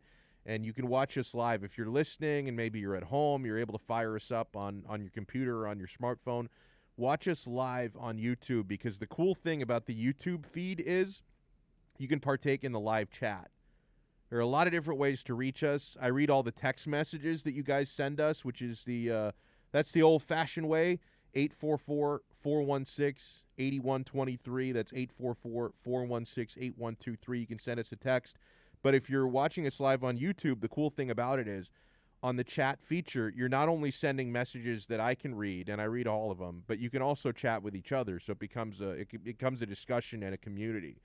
And when you're on, if you're watching the live stream, do us a huge favor and smash that like button, the thumbs up. Hit the thumbs up button, because the more likes we get, the more people's timelines our videos pop up in, and we help spread the word, spread the gospel of Onside Radio to everybody out there who needs to hear it, which is everyone, God damn it. So Rosendo is in the YouTube chat. He says, good afternoon, Alex. What's your opinion about the NFL owners agreeing to a 17-game schedule? As a fan, I love it because it's more football, right? I mean, would I ever complain about getting another NFL game?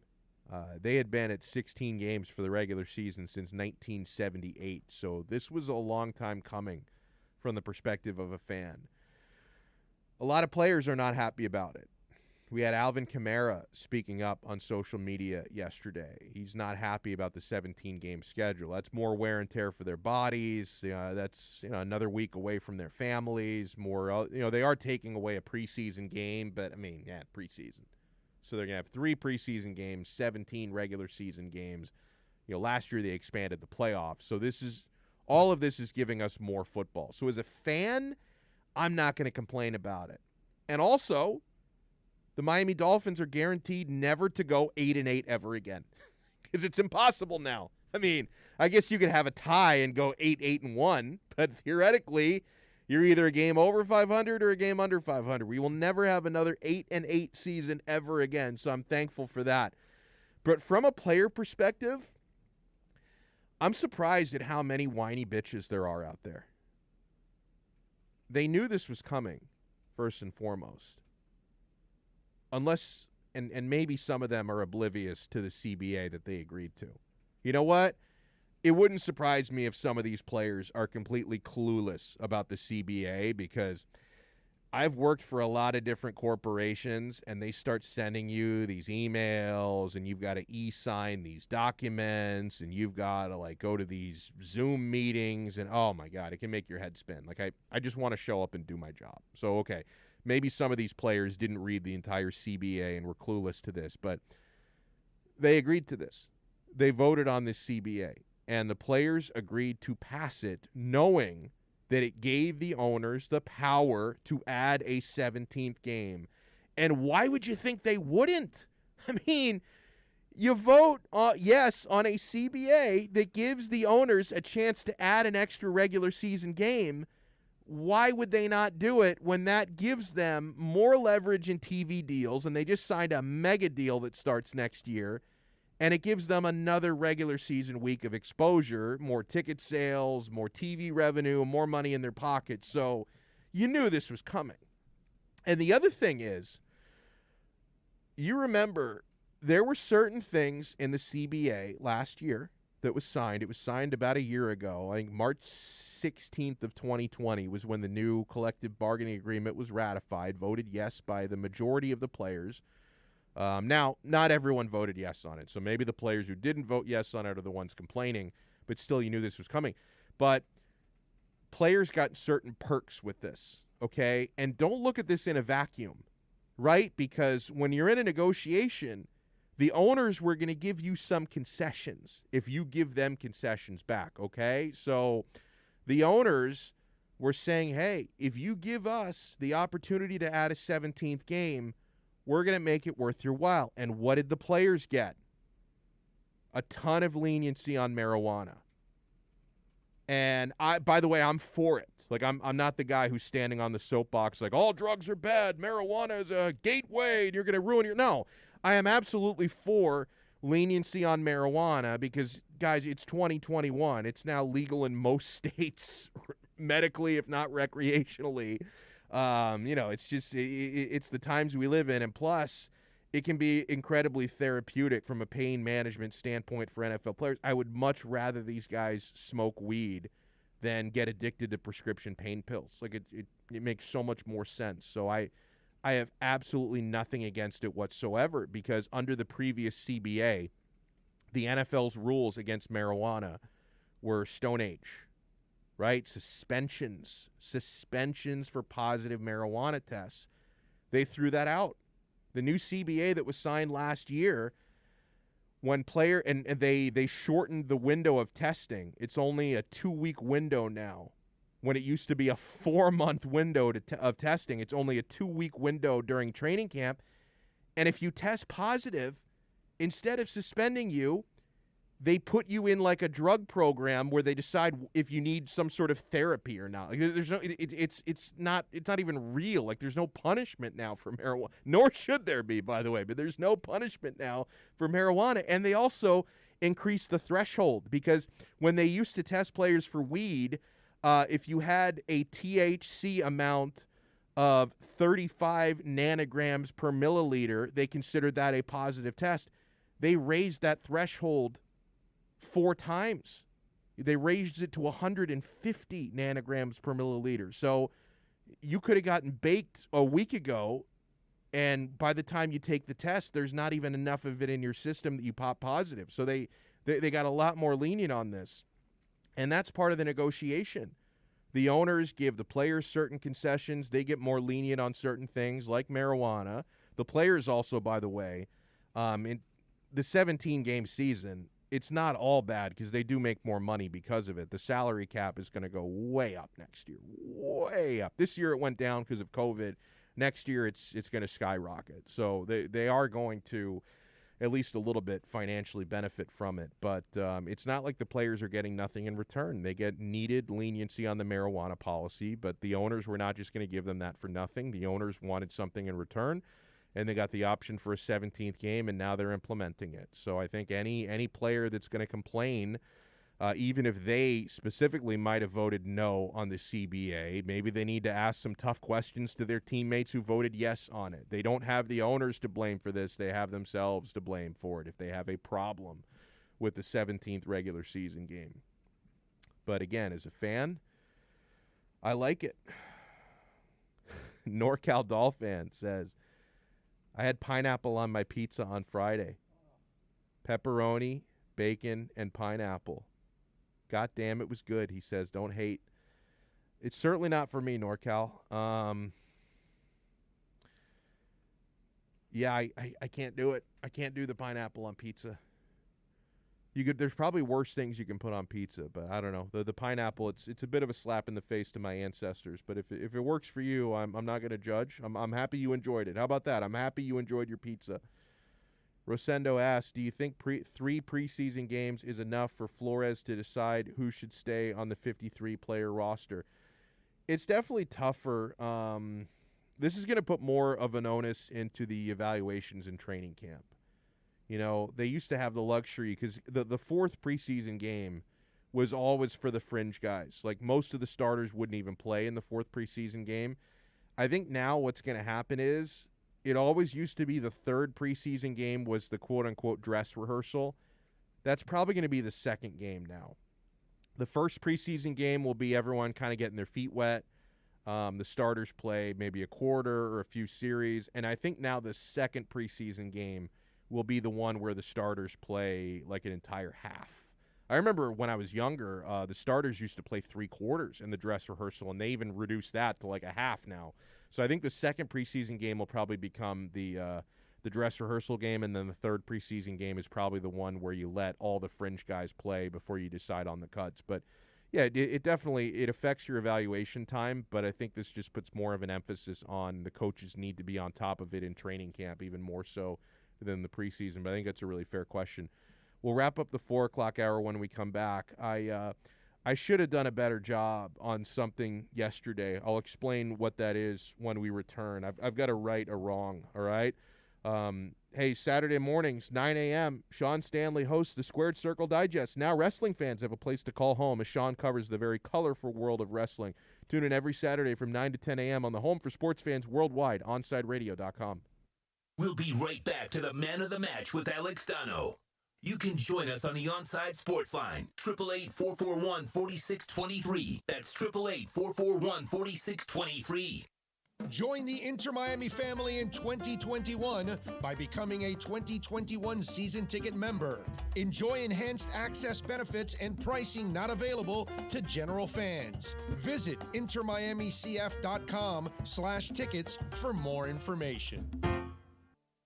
If you missed 4th and 20 with Toast and Marsh, you missed. And the top trait they're looking for in a partner is someone that can cook better than them. Wow. Yeah. How are you at cooking? I'm okay. Like, I cook boy. all my stuff. What's your best dish? If I had to say, Marsh, this you're gonna eat in tonight with a girl. Oh, all right. Well, if and I'm cooking for a girl, then I'm not cooking. 4th and 20 with Toast and Marsh, weekday mornings from 8 to 10. Hey Panthers fans, Dave Dwork here with some awesome news. Every Saturday, I'm going to bring you the latest on everything to do with the Florida Panthers with Chirping the Cats Radio. Saturday mornings from 10 to 11 a.m., we'll dive into the state of the team, recap games, and hear from past and present Panthers players, and plenty of other great hockey guests too. Got questions about the Panthers? Call or text the show and we'll break it down. Don't miss Chirping the Cats Radio, Saturday mornings from 10 to 11 a.m., only on OnSideRadio.com.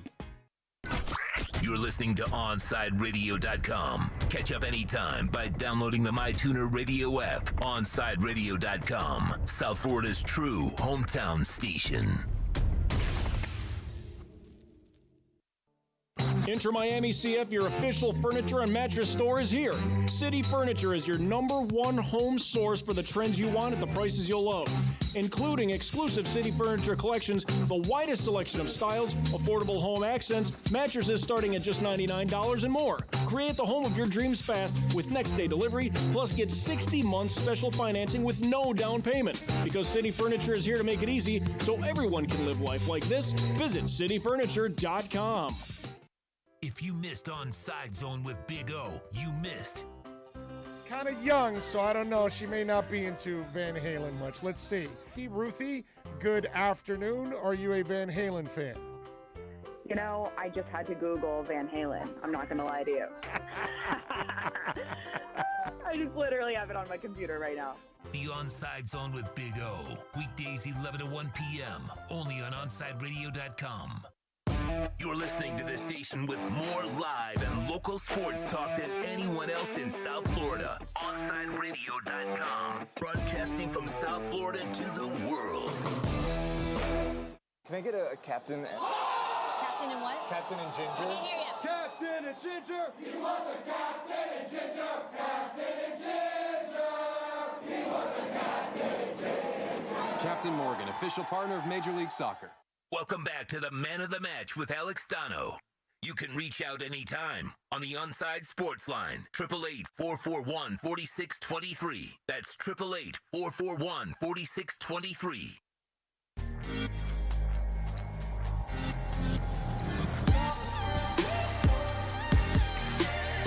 Funny timing. Our friend Jesse Lockhart, who I tweet with him a lot. We're big Twitter pals. I've seen him in person a few times. Really good dude, but we're big Twitter pals, and he always he takes a lot of joy in all the arguments that I get on Twitter about pineapple on pizza. It's the reason I'm on that app. I am on that app to make sure everybody knows that pineapple on pizza is a sin. I'm more offended by pineapple on pizza than I am by the Satan shoes. Did you order your pair of Satan shoes, Alex? I think they sold out like very quickly.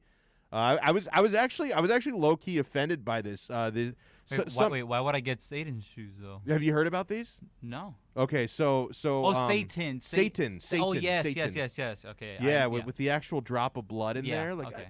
Dude, that's creepy. I saw the photos with what's his name? Lil again? Nas X. Yeah, Lil Nas. He like put like color contacts on to make him like not color contacts, but those contacts make you look like a cat. Is he canceled, by the way? Like, people have been canceled for less. I think he should be canceled. I mean, how about that? To be honest, like I really don't know much about him, but I haven't heard much about him since Old Town Road. Like this is the first time I hear like him again, like hear his name again since like that song blew up. Yeah, so I don't know if he got canceled or not, but like I think he should be canceled. Maybe now. it was like a phase or something, like a lot of things. Now he's pumping devil shoes. Yeah, he's just trying to be what relevant. a weirdo. I guess.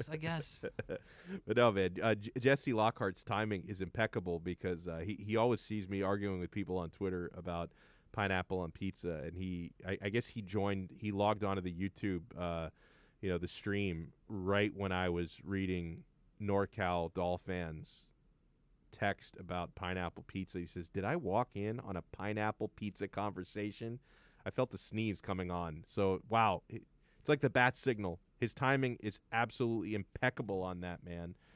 Oh, my God. Oh, wow. So here's what I didn't do a good enough job on yesterday.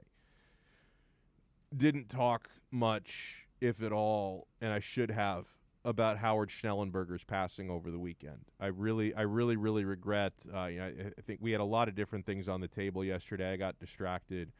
I feel like I missed a moral obligation just to just say rest in peace and God bless his family.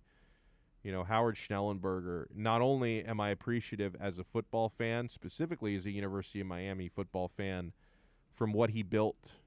Right? I don't think any of those 5 championships happened without Howard.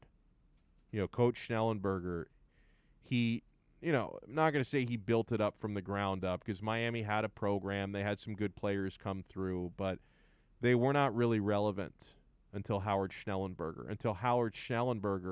revolutionized recruiting when he created the state of Miami. When Howard Schnellenberger realized we have the most gifted athletes in the world right here in our backyard, we need to get them to Coral Gables. We need to get them to play for the U. Brilliant football mind as well. You saw the program building he did in other places like Louisville and FAU, and he had been. We're also indebted to him as Dolphins fans because he was the offensive coordinator of the 1972 team. Shula deservedly gets most of the credit for that. But I can't guarantee you that season goes the way it did without Howard Schnellenberger and his influence. So he was a big part of the perfect Miami Dolphins, the 72 season. I don't believe the University of Miami wins any of those 5 titles in the 80s, 90s, and 2001 if not for what Howard Schnellenberger built in the state of Miami. And, yeah, I had a chance to meet him and interact with him several times over about the last 15 years, and just an unbelievable gentleman, an unbelievable ambassador for the sport of football, and an ambassador to all the different programs he represented. I encountered him, in official capacities for FAU when he was a coach and then ambassador there. And I, encountered him most recently, I think was about 4 or 5 years ago at the University of Miami spring football game where he was representing the U. And just so many stories, so much energy even into his 80s, just a wonderful, wonderful man. And so we truly lost an amazing coach and an amazing person. Rest in peace, Howard Schnellenberger. 5 o'clock hour coming up here on OnSideRadio.com.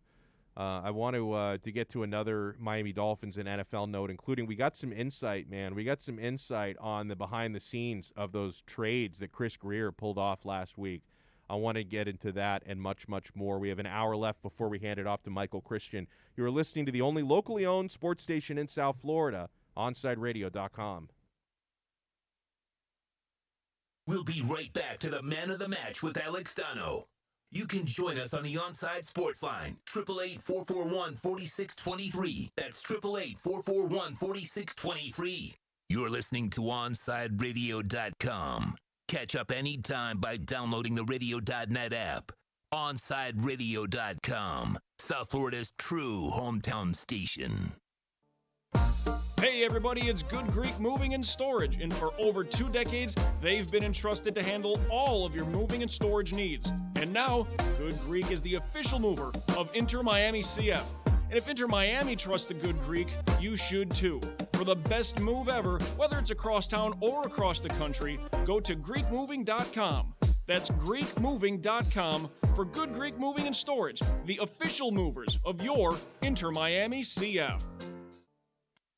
Miami Dolphins fans can always count on the best coverage at OnSideRadio.com. Every week, keep up with your favorite team as Dolphins writer Omar Kelly joins us with exclusive reports. And when news breaks, catch the EJDConstruction.com Miami Dolphins report on the home for Dolphins fans everywhere, OnSideRadio.com. You're listening to the flagship station of Inter Miami CF, OnSideRadio.com. Follow us on social media at Onside Radio. Welcome back to the Man of the Match with Alex Donno. It's all yours. Just keep it right here. You can reach out anytime on the Onside Sports Line, 888-441-4623. That's 888-441-4623. Yeah. 5 o'clock hour, Man of the Match with Alex Donno. I'm Alex Donno, and I'm with you guys here on OnSideRadio.com until 6 o'clock.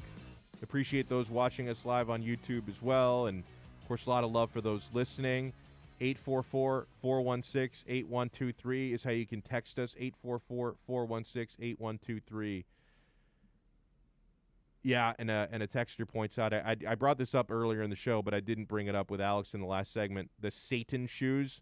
Texter says, I just saw on Twitter that Nike is suing him for those shoes. I don't know if they're suing him specifically, Lil Nas X. Maybe they are, but they're suing the company that actually made those. Because yesterday, throughout several points of the day, trending on Twitter was boycott Nike.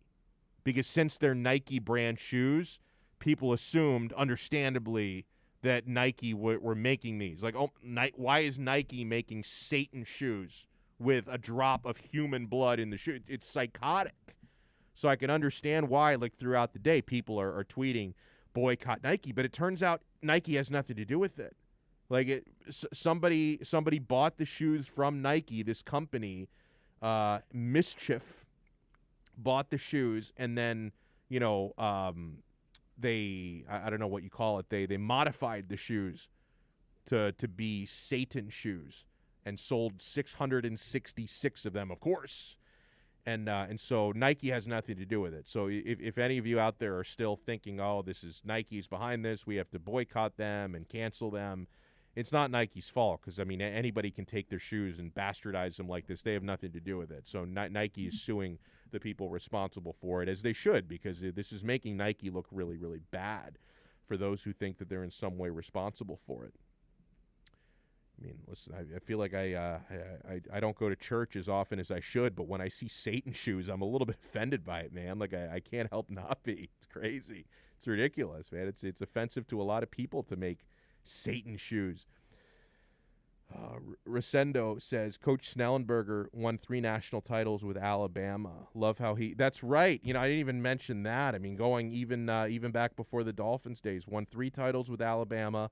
Love how he recruited Joe Namath and the story that Bear Bryant told Namath to climb up the towers and how all of the Bama players were shell-shocked. Yeah, I think Namath, I got to go back and watch the interview, but he recently opened up about how Schnellenberger recruited him, and so like it's amazing. It's like Howard Schnellenberger is basically behind any success in college football in the NFL. Like you can trace it all back to Schnellenberger. Dolphins' perfect season, he had a lot to do with that. Joe Namath to Alabama, he had a lot to do with that, right? University of Miami dynasty, that doesn't happen without Howard. I mean, he's like Forrest Gump. Like he is the Forrest Gump of it. Have you seen Forrest Gump, Alex? I guarantee you Tito hasn't. No, I'm sure he has. That one for sure. I don't know. About you got to give him the benefit of the doubt. With him, no, you can't. Come on.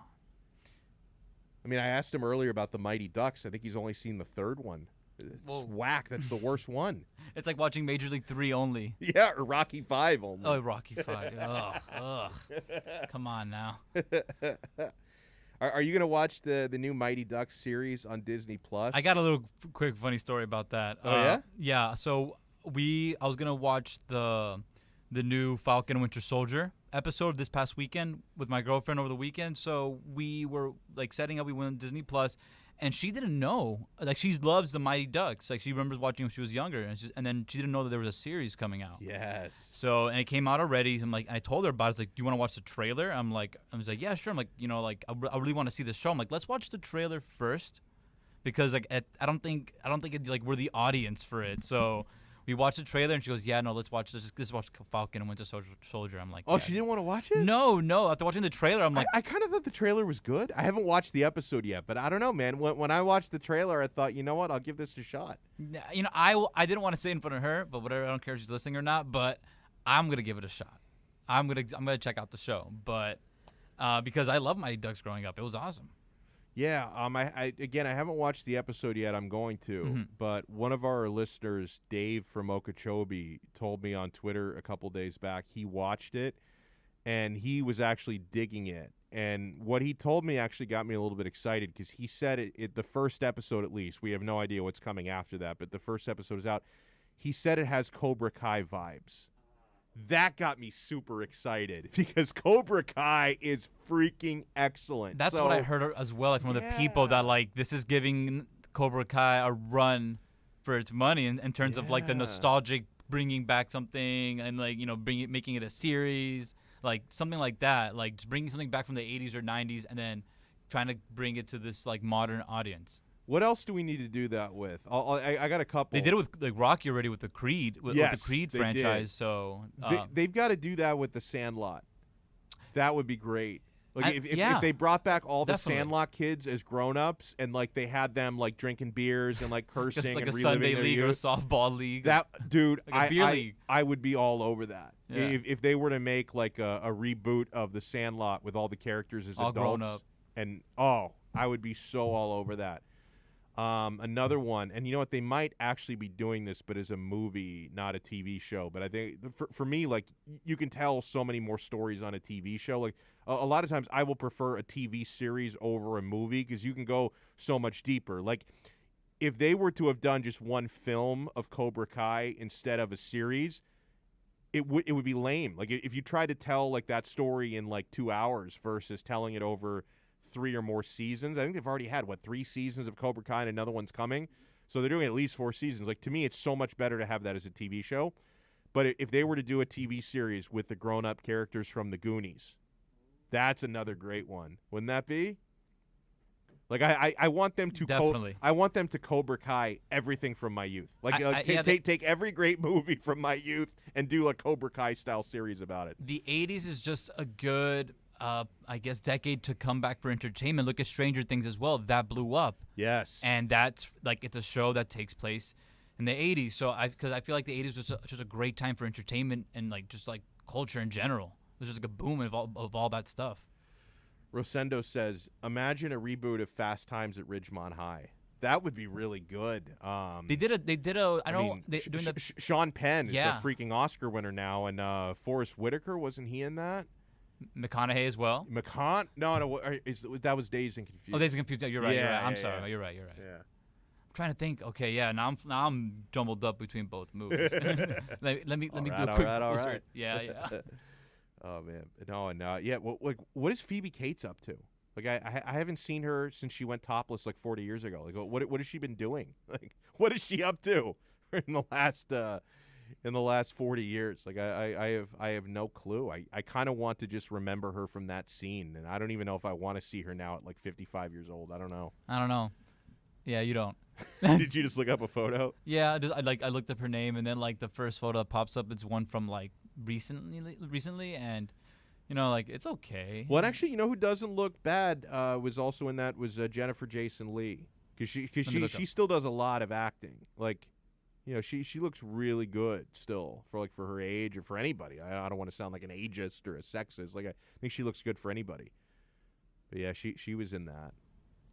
Oh well, she's in a Tarantino movie, The Hateful Eight. Yeah, okay, I remember her. Yeah, I mean they made her look hideous for that movie. Of course, you know, yeah. She was a really awful character in The Hateful Eight. She was slime. She was just an awful character. Oh, this is a good one. Ray says, "What about The Breakfast Club?" Updated for today. That is one of the great movies. I was so 80s again, yeah. 80s again. Like the 80s was the greatest decade ever, confirmed.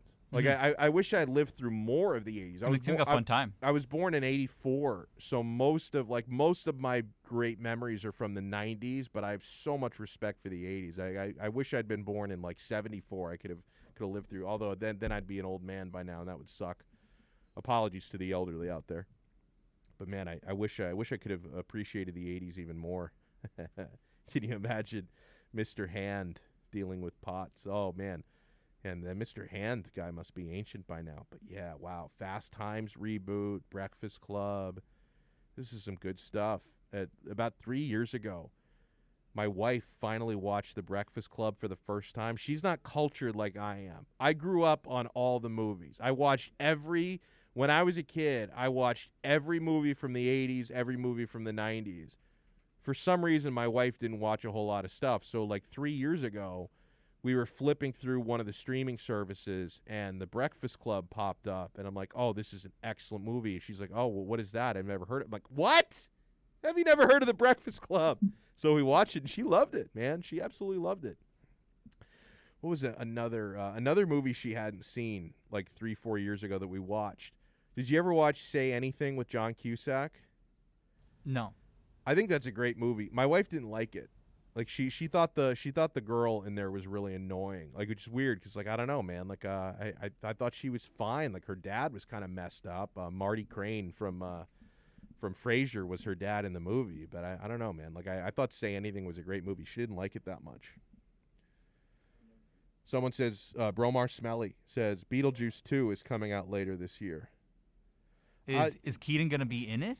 Yeah, he's gonna be in it. Yeah, he's gonna be in it. You know what I heard as well? That they're bringing back from it's from the 90s, Ace Ventura. That's in the works now. Really? Another one, yeah. And Toast and Marsh were talking about it last week in one of their episodes, yeah. You know, I'm one of the few people who didn't like the second one. The Marino one?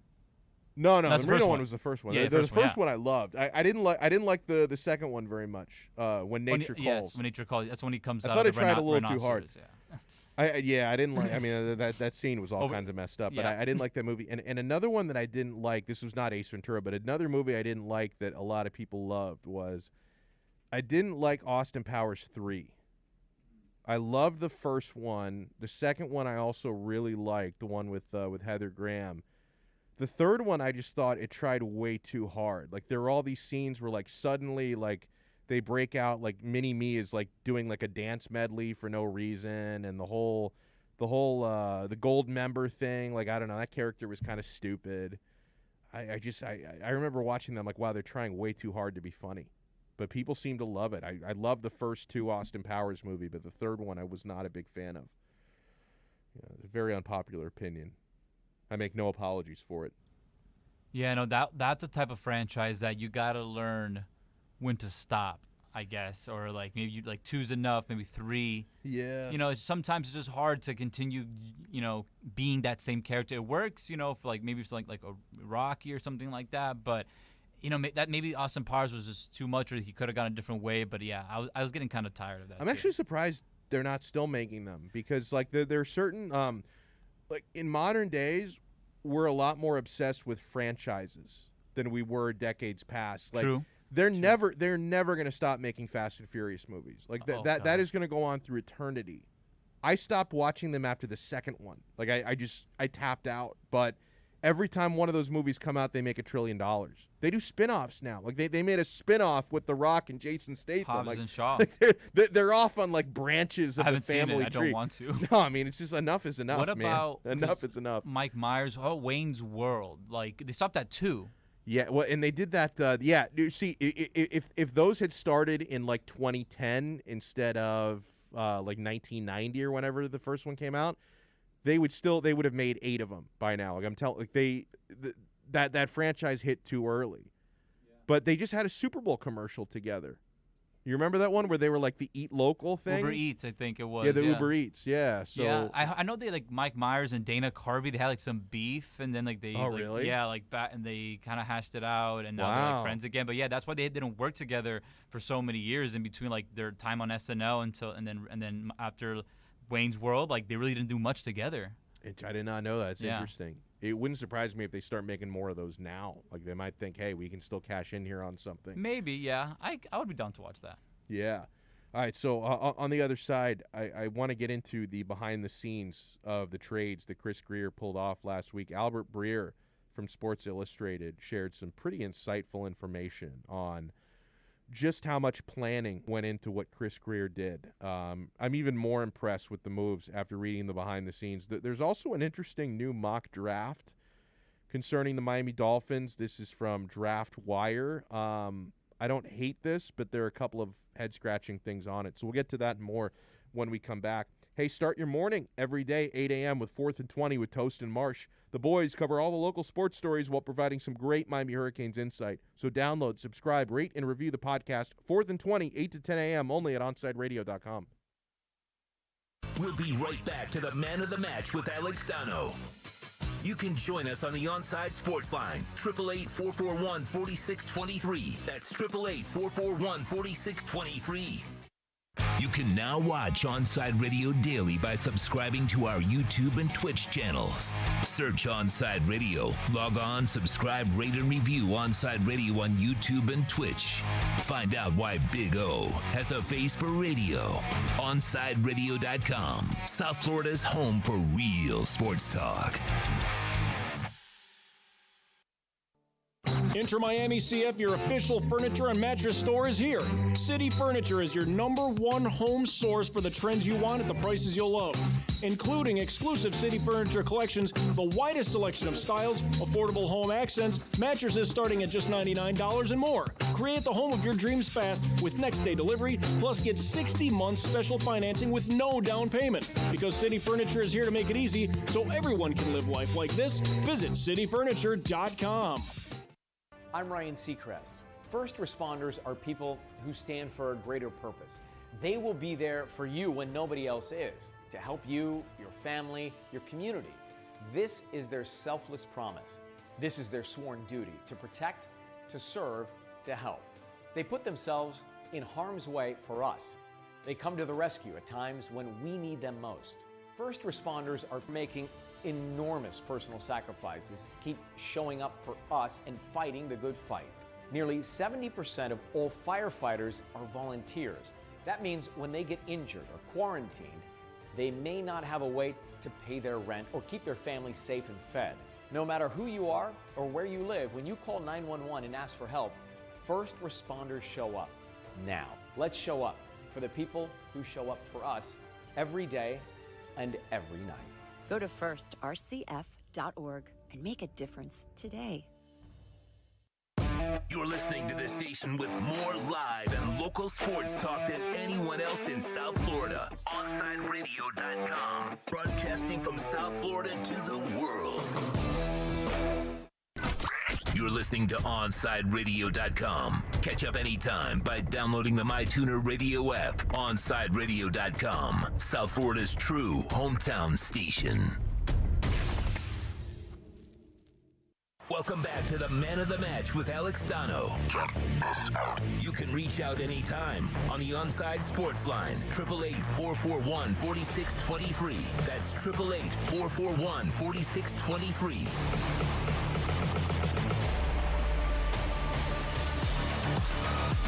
Mike No Go Zone says Phoebe Cates was his first crush.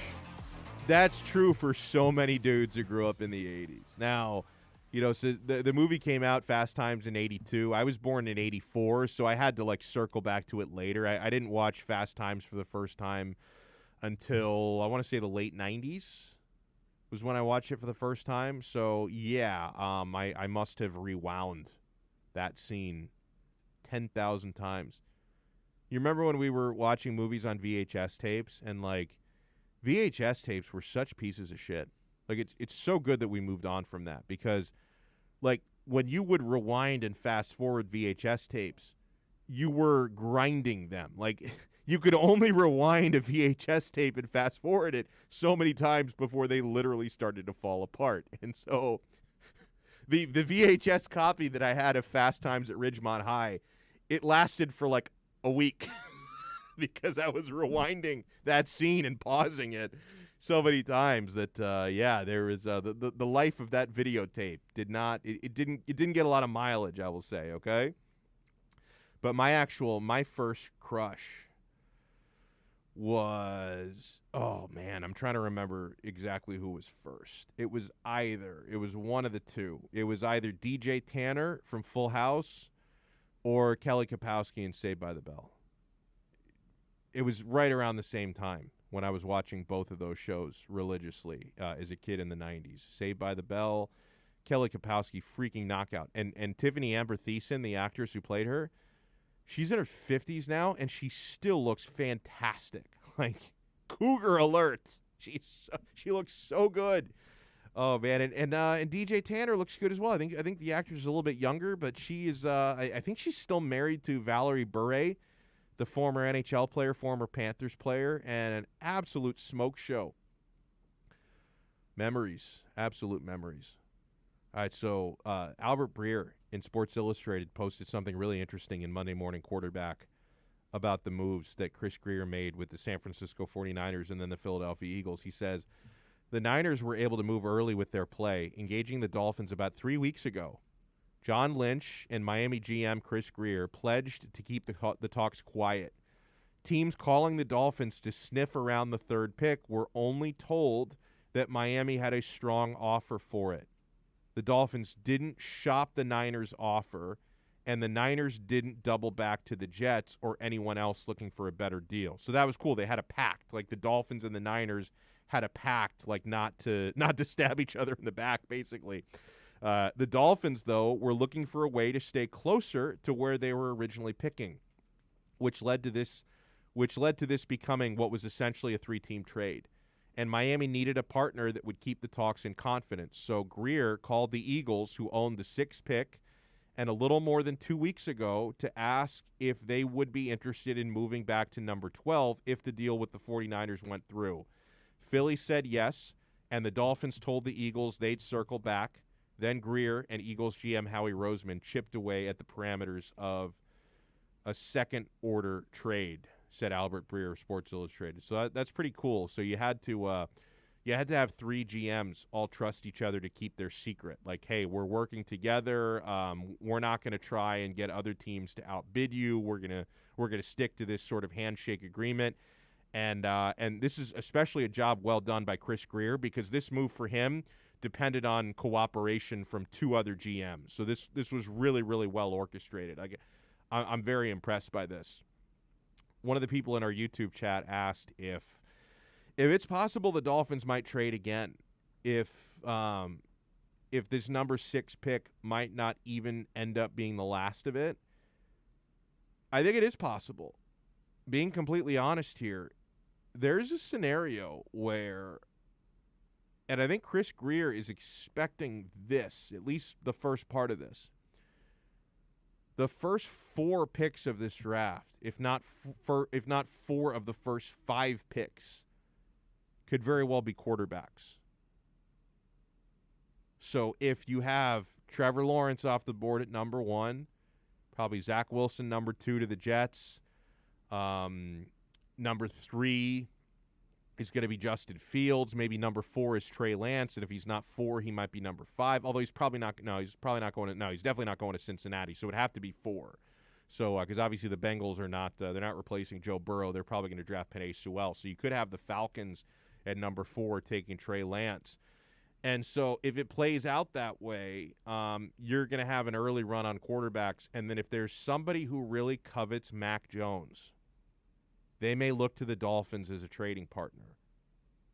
Maybe Carolina at number 8. If they're worried, hey, he may not fall to us here, we need to move up a couple of spots to make sure we get him.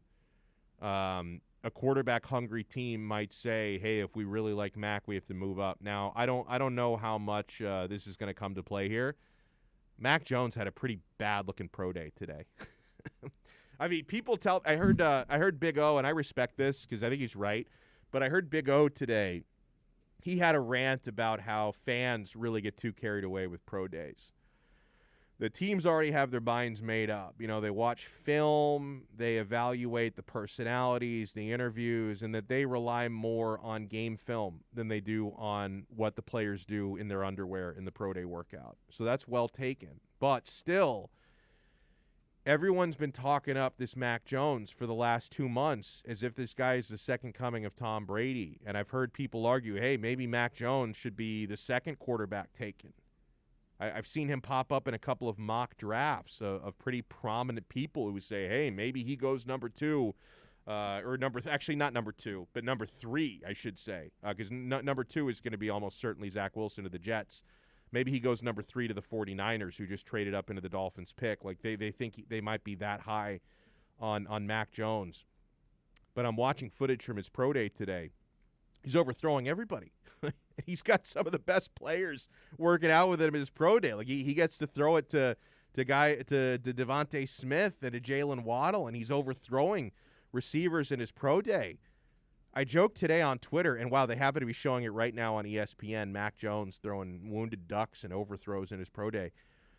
I wrote it on Twitter today that basically the Zach Wilson pro day was one of the most magnificent things I've ever seen late last week. That was the Snyder cut. And the Mac Jones pro day was the Joss Whedon cut. It's not great. Now, I think they're being nice to him right now on ESPN because they're actually they're throwing stock footage of some of the throws that he did complete. But there was one throw that is going viral where he overthrew a receiver, and then they cut to the face of Kyle Shanahan, and he just looks dumbfounded, like, oh my God, what just happened? Bill Belichick as well. They cut to his face, and he looked really shocked by it. So I don't know. I don't know if having a less than perfect pro day is going to affect his draft stock one way or another. But maybe there's a chance that at number 6, when the Dolphins pick comes up, and it may be last chance saloon for another team lower in the draft to ensure they can get Mac Jones. They may look to trade up with the Dolphins. So I would not completely rule out the possibility of another trade. A new Dolphins mock draft from Draft Wire has the Dolphins at number 6 overall, and this was brought to my attention by Kyle Krabs in Dolphins Wire. And like he notes, it's kind of refreshing to see a new batch of mocks where the Dolphins have now the 6th pick, because the number 3 pick was getting kind of stale, like all the different permutations we had of that. It's kind of nice to see them in a different spot because we have to come up with all new material. So at number 6 overall, Draft Wire has Miami selecting Kyle Pitts. I would not complain about that whatsoever. A listener brought to my attention, a Dolphins fan that he follows on Facebook. Your first mistake, sir, is checking Facebook. I've given it up almost completely. I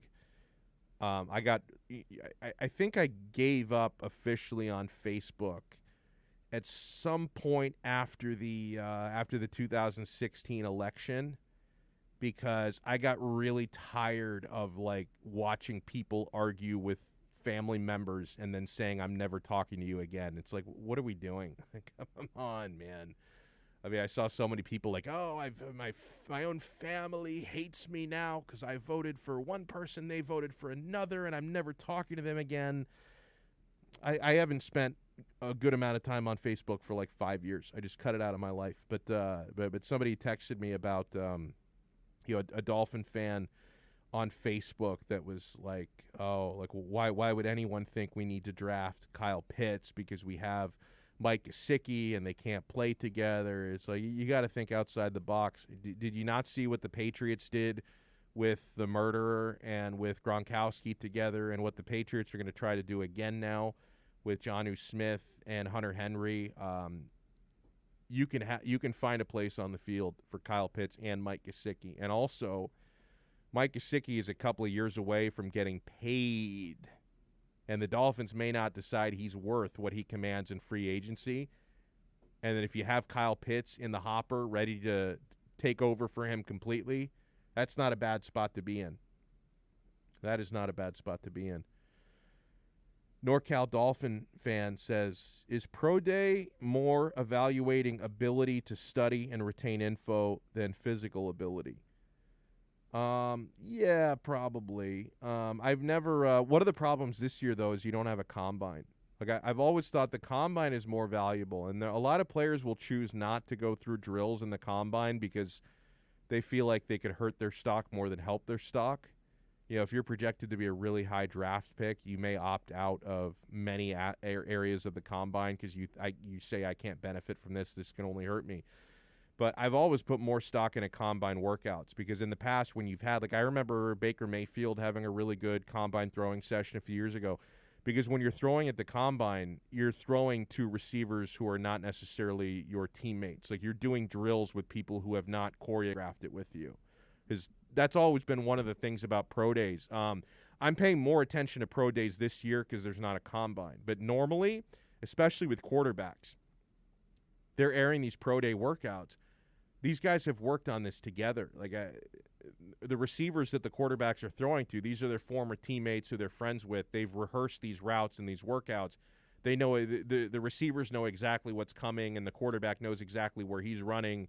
So I don't know. It's not the most useful thing to me. I think it can be kind of alarming though when a guy doesn't have a great pro day when he is throwing to his teammates. So it's a bit of a red flag, I think.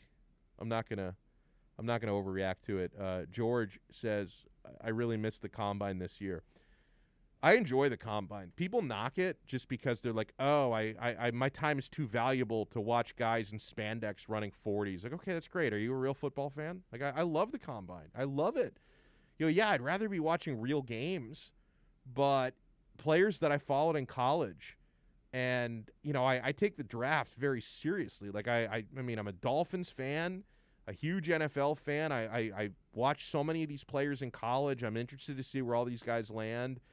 I love watching the combine. I don't watch every second of it because it tends to be on right in the middle of a work day. But whenever the combine is on and I've got a few minutes free, I turn on NFL Network. I love watching the 40s. I love watching the bench pressing and the high jump and everything. And I love the media coverage because after players get interviewed, there's always speculation about, who did well in the interviews and who didn't. I really enjoy it. I'm totally with George on that. I love the combine. I love it. I'd rather be watching real football games, sure, but the combine is very entertaining to me. Rosendo says, do you feel that all those 4 teams will select a quarterback, or do you think one of those teams might surprise you and not pick a QB? The draft is full of surprises. I didn't expect Tua to fall to number 5 last year. I thought, before the draft, if the Dolphins really wanted Tua, they were going to have to trade up to get him. I was very pleasantly surprised that he dropped to 5. You never know. We can only really be sure of 2 things. We know the Jacksonville Jaguars are drafting a quarterback. They're going to get Trevor Lawrence. That's 100% certain. And I'm also 100% certain that the Niners at number 3 are drafting a quarterback, because you're not going to bother to trade up from number 12 to number 3 if you're not drafting a QB. It doesn't make any sense. So they're definitely drafting a quarterback. So I'm 100% sure about the Niners, 100% sure about the Jaguars. I'm 98% sure that the Jets are drafting a quarterback, and it's probably going to be Zach Wilson. 98 might even be conservative. You may be able to go 99.9. The only reason why I go 98 is the Jets are such a poorly run organization. You cannot rule anything out. Like, you cannot rule out the Jets saying, you know what? We love this Sam Darnold. Let's just get him a tackle. or let's get ourselves let's reach for a defensive end or something. Like the Jets are unpredictable. It's such a poorly run organization, but you can be pretty sure that they're going to draft a quarterback. So you're like 98% that the top 3 picks are going to be QBs, and then it really comes down to Atlanta because Cincinnati's not drafting a quarterback at number 5. So it really comes down to Atlanta being a little bit of a wild card there. But yeah, I think there's a decent shot that 4 straight quarterbacks come off the board. I really do. So on this mock draft from from Draft Wire, they got Kyle Pitts, number 6 to the Dolphins. Then they have Miami getting an edge rusher at number 18, but it's Azeez Ojulari from Georgia. Yeah, I got to tell you, if I'm not a huge fan of edge rusher in the first round, although I know the Dolphins do have a need there. Man, it may not be the best scheme fit. Actually, I don't think Azeez Ojulari is a great scheme fit for the Dolphins in that spot. So I don't know. I mean, I kind of feel like if maybe you take one of the Miami guys there. But number 36 overall, I do like this one. Javonte Williams from North Carolina to Miami. You guys obviously know that my top choice at running back would be Najee Harris, who you're going to have to get him. You're going to have to hope he's there at 18. He might not be. He might not even fall to 18. But if your 18th pick comes up and Najee's still on the board, I'm going to be jumping up and down for them to draft him. But if you don't draft Najee Harris at number 18, I would actually love Javonte Williams at number 36. I think that'd be a great pickup. It's funny because one of the security guys downstairs here, I always talk to him about sports when I come in. He is so hype for Javonte Williams. There's this one security guard down there who every time I see him is like, are we going to get Javonte Williams in the draft? Like, we got to get that guy. I think he was just so impressed. I think this guy's like a Gator fan. He was so impressed that Javonte ran for like 300 yards against Miami. I think he's like, wow, I love that guy. We got to get him here. I don't hold any grudges, man. I would have preferred if he didn't embarrass my Hurricanes. But if he can help the Miami Dolphins, I am all for it. I am all for that.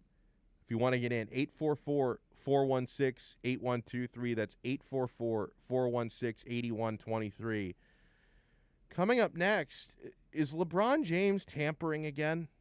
This is interesting. He's out there doing some crutin', from what I understand. We'll get to that and more when we come back. Hey, every Saturday at 11 a.m., soccer fans can connect with Austin Robillard and Red Card Radio. From the Premiership to the MLS, catch up with your favorite team, including our very own Inter Miami CF. Listen to Red Card Radio every Saturday from 11 a.m. to 1 p.m. with Austin Robillard, exclusively at OnSideRadio.com.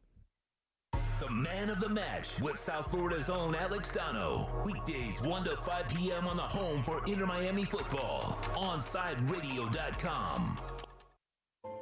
This is the story of a very special woman. In a matter of seconds, she turned herself into a great mathematician or an entrepreneur. Her knowledge was limitless and still is. She could also make monsters disappear, especially those that lurked in the shadows under the bed. Once, this woman put back together a teenage girl's broken heart, which had been shattered in 1,000 pieces, just by giving her a bear hug. She masqueraded as a regular person at work, but as a superhero at home. Everyone knows her as Gabriella. I still call her Mom. Your hero needs you now, and AARP is here to help. Find the care guides you need to help, complete with tips and resources at aarp.org/caregiving. A public service announcement brought to you by AARP and the Ad Council. Hey, hon, what you doing with your phone? Taking pictures? No, I'm asking it questions. Like what? Hey, Bobo, do flowers have best friends? I'm sorry. I'm afraid I don't know that. Hey, follow me. I want to show you something. Look, flowers do have best friends. Whoa. Some answers can only be found in nature. Discover the unsearchable. Visit discovertheforest.org to find a trail near you. Brought to you by the United States Forest Service and the Ad Council. If you missed On Side Zone with Big O, you missed. The sport is headed in a direction where it's going to die because the fan base is dying. It's people my age or older that follow baseball. And we're dying. And so they're not getting any of the new fans. Young fans, the whole sport is all screwed up, dude. From the cheating scandals to the way they mismanage it, by the way, the way it has not gone and changed with modern times, the fact that baseball players are so freaking ignorant that they don't understand that they've got to market their own game. The wussiest thing in the world is you hit a home run on me, so now I'm going to plunk you. I mean, that's just ridiculous. The Onside Zone with Big O. Weekdays 11 to 1 p.m. Only on OnsideRadio.com. You're listening to the only sports station in South Florida that likes to take your calls. 888-441-4623. We connect with a South Florida sports fan because we are South Florida. Locally owned and operated. 888-441-4623. OnsideRadio.com. South Florida's home for real sports talk. Look out, world, we're getting strong. The future's here and we belong. She can STEM, she can do more. Like build a rocket and watch it soar. Or clean the oceans and make the world a better place. Oh, she can STEM, so can you. Find a cure, invent something new. There's no challenge in the world that she can't face. She can STEM. Learn more at She Can STEM. A message brought to you by the Ad Council. Keeping you informed in the world of sports.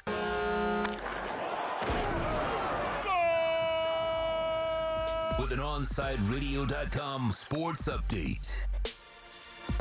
After hearing the news that Aaron Ekblad will be out for 12 weeks, the Florida Panthers are back on the ice tonight to take on the Detroit Red Wings. The Panthers are going to tonight's game third in the Central Division, but only 2 points behind Tampa for the division lead. Puck drops at the BB&T at 7 p.m. The Miami Heat ended their losing streak last night after defeating the New York Knicks 98 to 88. Jimmy Butler took over in the third quarter and finished the game with 27 points, 6 assists, and 5 rebounds. Bam Adebayo finished the game with 20 points and 17 rebounds. The Heat return to action tomorrow night against the Indiana Pacers. Tip-off is at 7 p.m. The NFL has approved for a 17-game season starting this year. The regular season will still include one bye week, while the postseason will be bumped back by 1 week. With your on-site sports update, I'm Alex Aguirre, and coming up next, it's more of Man of the Match with Alex Donno, and Game Night with Michael Christian is right after at 6 p.m. You are listening to the only locally owned sports station in South Florida, OnsideRadio.com.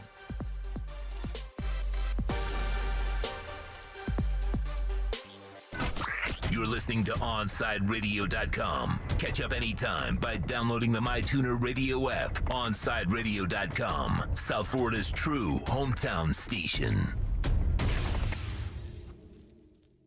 Welcome back to the Man of the Match with Alex Donno.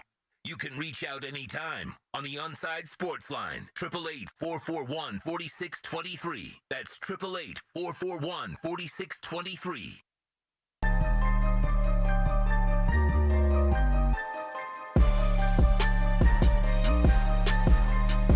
There are certain superstar athletes in team sports, because obviously you don't include people like tennis players or boxers, prize fighters in this, but team sports athletes, a handful of the greatest ever, have really made it a point to separate their brand from the brand of any individual franchise. I mean, people like LeBron James, Zlatan Ibrahimovic, played for more teams than you can count.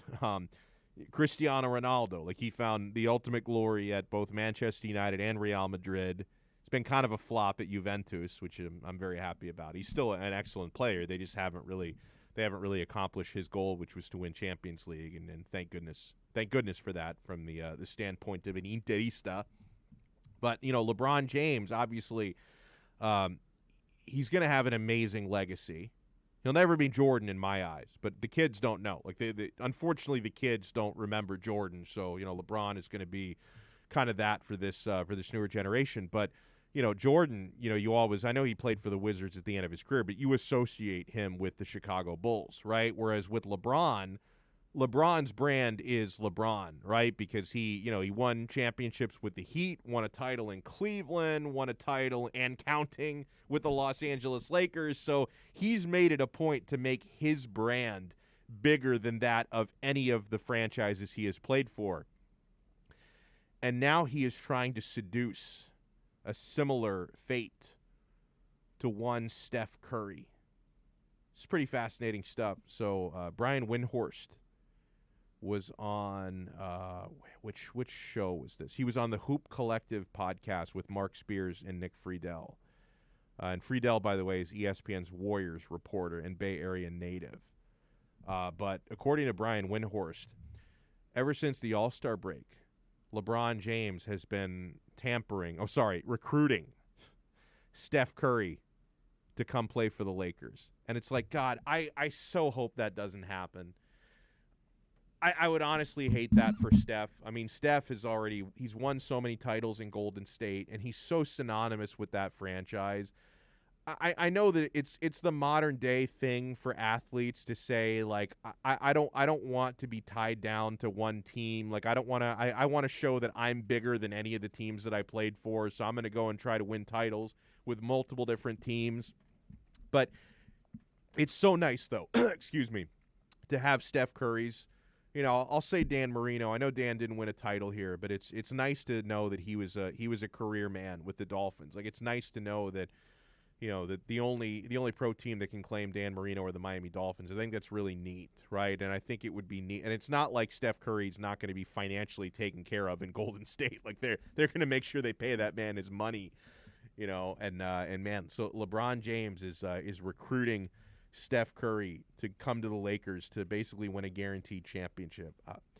The fans in the Bay Area would lose their shit if he left. Like, oh, man. Like, if Steph Curry, I would feel so bad for those fans there if he doesn't finish his career in Golden State. He was so important to that franchise. He didn't come in like a mercenary like Kevin Durant did or like LeBron James did with the Heat and with the Lakers like that. Steph Curry is their Dwayne Wade. And, yeah, I know Dwayne Wade left and came back, but it's a little bit different.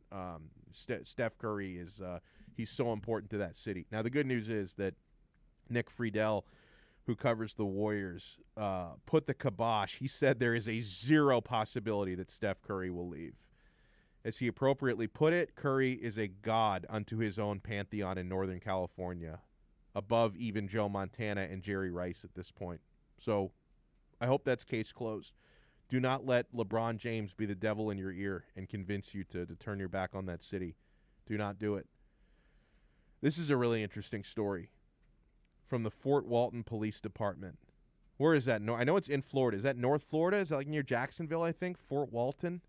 People are crazy up there. It's like Tiger King country up there. Meth country. Fort Walton, Florida. Find out where that is for me. So this is from the Fort Walton Beach Police Department. Offered this release on Facebook. Did you find out where it is? Okay. It's in the Panhandle by Pensacola. Oh, the Panhandle. Oh, that's even worse. Panama City. It's in between Panama City Beach and Pensacola. So yeah, anything goes in the Panhandle. Yep. Yeah. Oh my God, it's crazy up there. So, the Fort Walton Beach Police Department put out this message. Last night we learned the term emotional support snake on a DUI traffic stop. And no, the snake was not driving, they said. And they put out a photo of the police officer holding the emotional support snake. So some weirdo out there is, I think he's off the streets right now. He's in the drunk tank. But some weirdo out there was driving around claiming that he had an emotional support snake. We are out of control with the emotional support pets. Agree or disagree, there are only 2 animals that can actually provide you emotional support. These are the only 2. Dogs. So, yes, emotional support dogs are a thing. Very, very intelligent, friendly, intuitive animal. Emotional support dogs, legit. The only other animal, and I'm an expert, the only other animal that could actually provide emotional support are dolphins.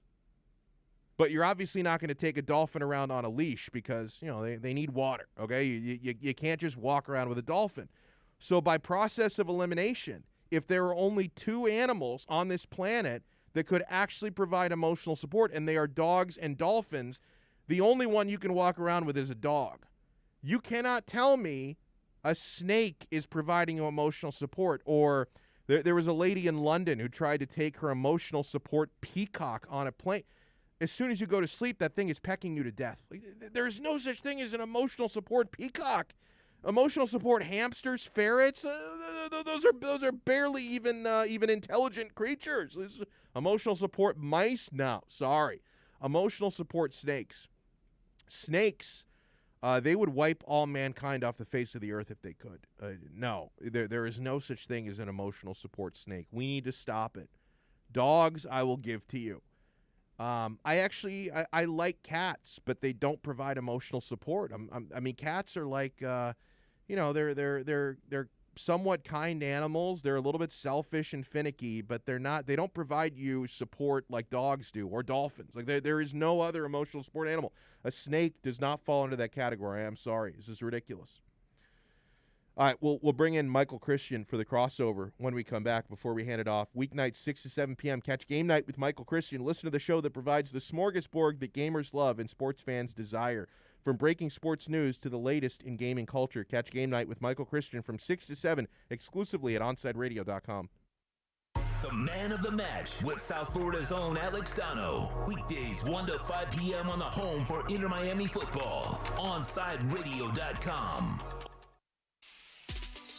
Look out, world, we're getting strong. The future's here and we belong. She can STEM, she can do more. Like build a rocket and watch it soar. Or clean the oceans and make the world a better place. Oh, she can STEM, so can you. Find a cure, invent something new. There's no challenge in the world that she can't face. She can STEM. Learn more at She Can STEM. A message brought to you by the Ad Council. A Shiro's work is never done. You care for the house, the kids, and our future. We're so grateful for all you do. Now, it's time to care for yourself and save a little more for retirement. A free 3-minute online chat can give you the personalized tips you need to boost your retirement savings now. Visit aceyourretirement.org today. A public service announcement brought to you by AARP and the Ad Council. Parents, we know we can't protect our kids from everything. Eventually, they're going to bump their heads or scrape their knees. But we can protect them from 6 types of cancer. HPV, or human papillomavirus, is a common, preventable virus that can cause cancer later in life. The HPV vaccine prevents human papillomavirus and all the cancers it can cause. The American Cancer Society recommends getting your sons and daughters the HPV vaccine starting at age 9 to protect them later in life. Join the Inter Miami family in 2021 by becoming a 2021 season ticket member. Enjoy enhanced access benefits and pricing not available to general fans. Visit intermiamicf.com/tickets for more information. You're listening to OnSideRadio.com. Catch up anytime by downloading the MyTuner Radio app. OnSideRadio.com, South Florida's true hometown station. You're listening to this station with more live and local sports talk than anyone else in South Florida. OnSideRadio.com, broadcasting from South Florida to the world. Welcome back to the Man of the Match with Alex Donno. You can reach out anytime on the Onside Sports Line, 888-441-4623. That's 888-441-4623.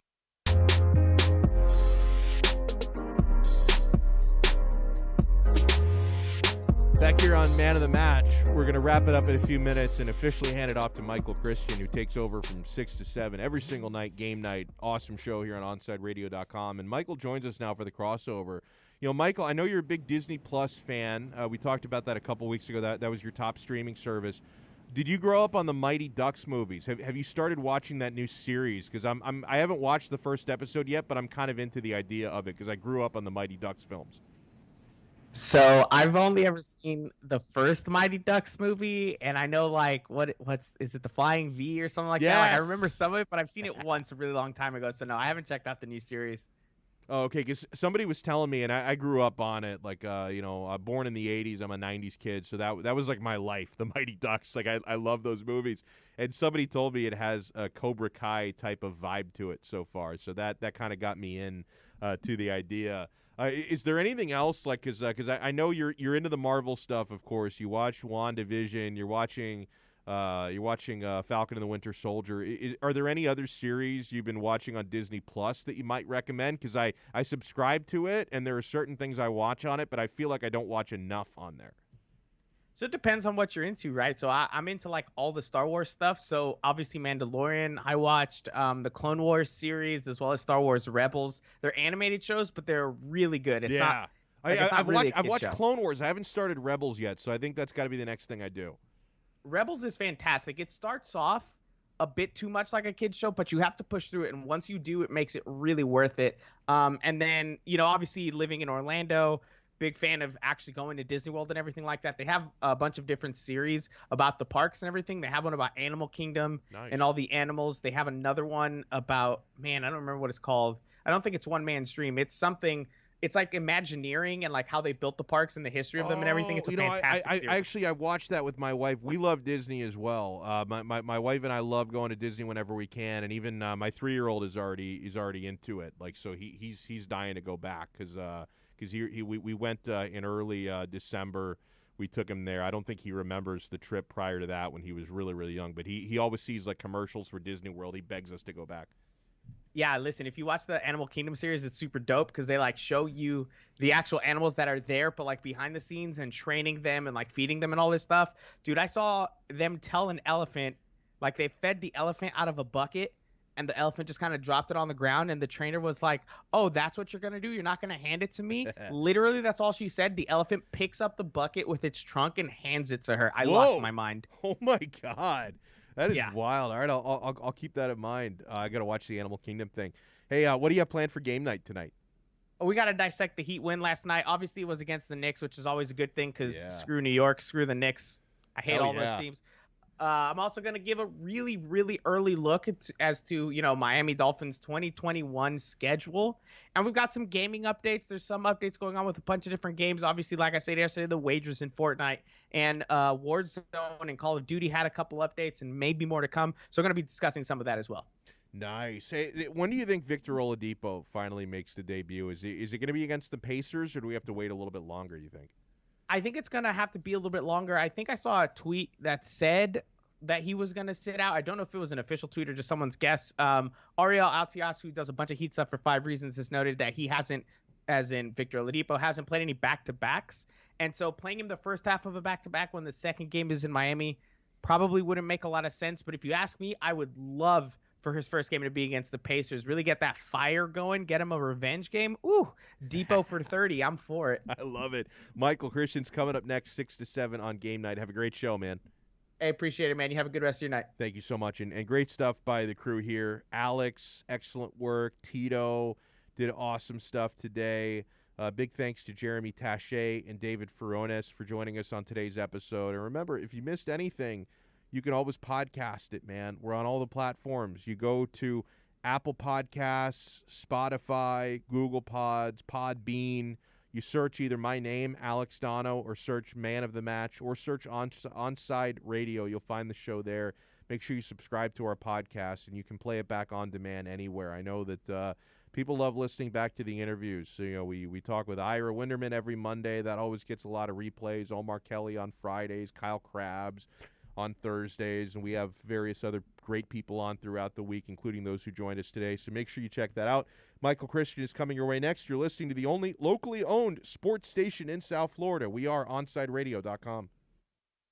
OnSideRadio.com knows gamers need a home. Can you dig it? That's why for the next 60 seconds, Can you count, suckers? here's your Onside Radio E-Report with Kai Chen Chisholm. The Call of Duty League had their Week 2 Stage 2 matchups this past weekend, which included a lot of surprising results. This included the Minnesota Rocker winning both their matchups, a 3-0 against Optic Chicago on Friday, and a 3-2 against the current world champion Dallas Empire on Sunday. Optic Chicago also lost their second matchup of the weekend against the Florida Mutineers, that also a 3-0. Atlanta FaZe continue to dominate as they lead the CDL points with 155.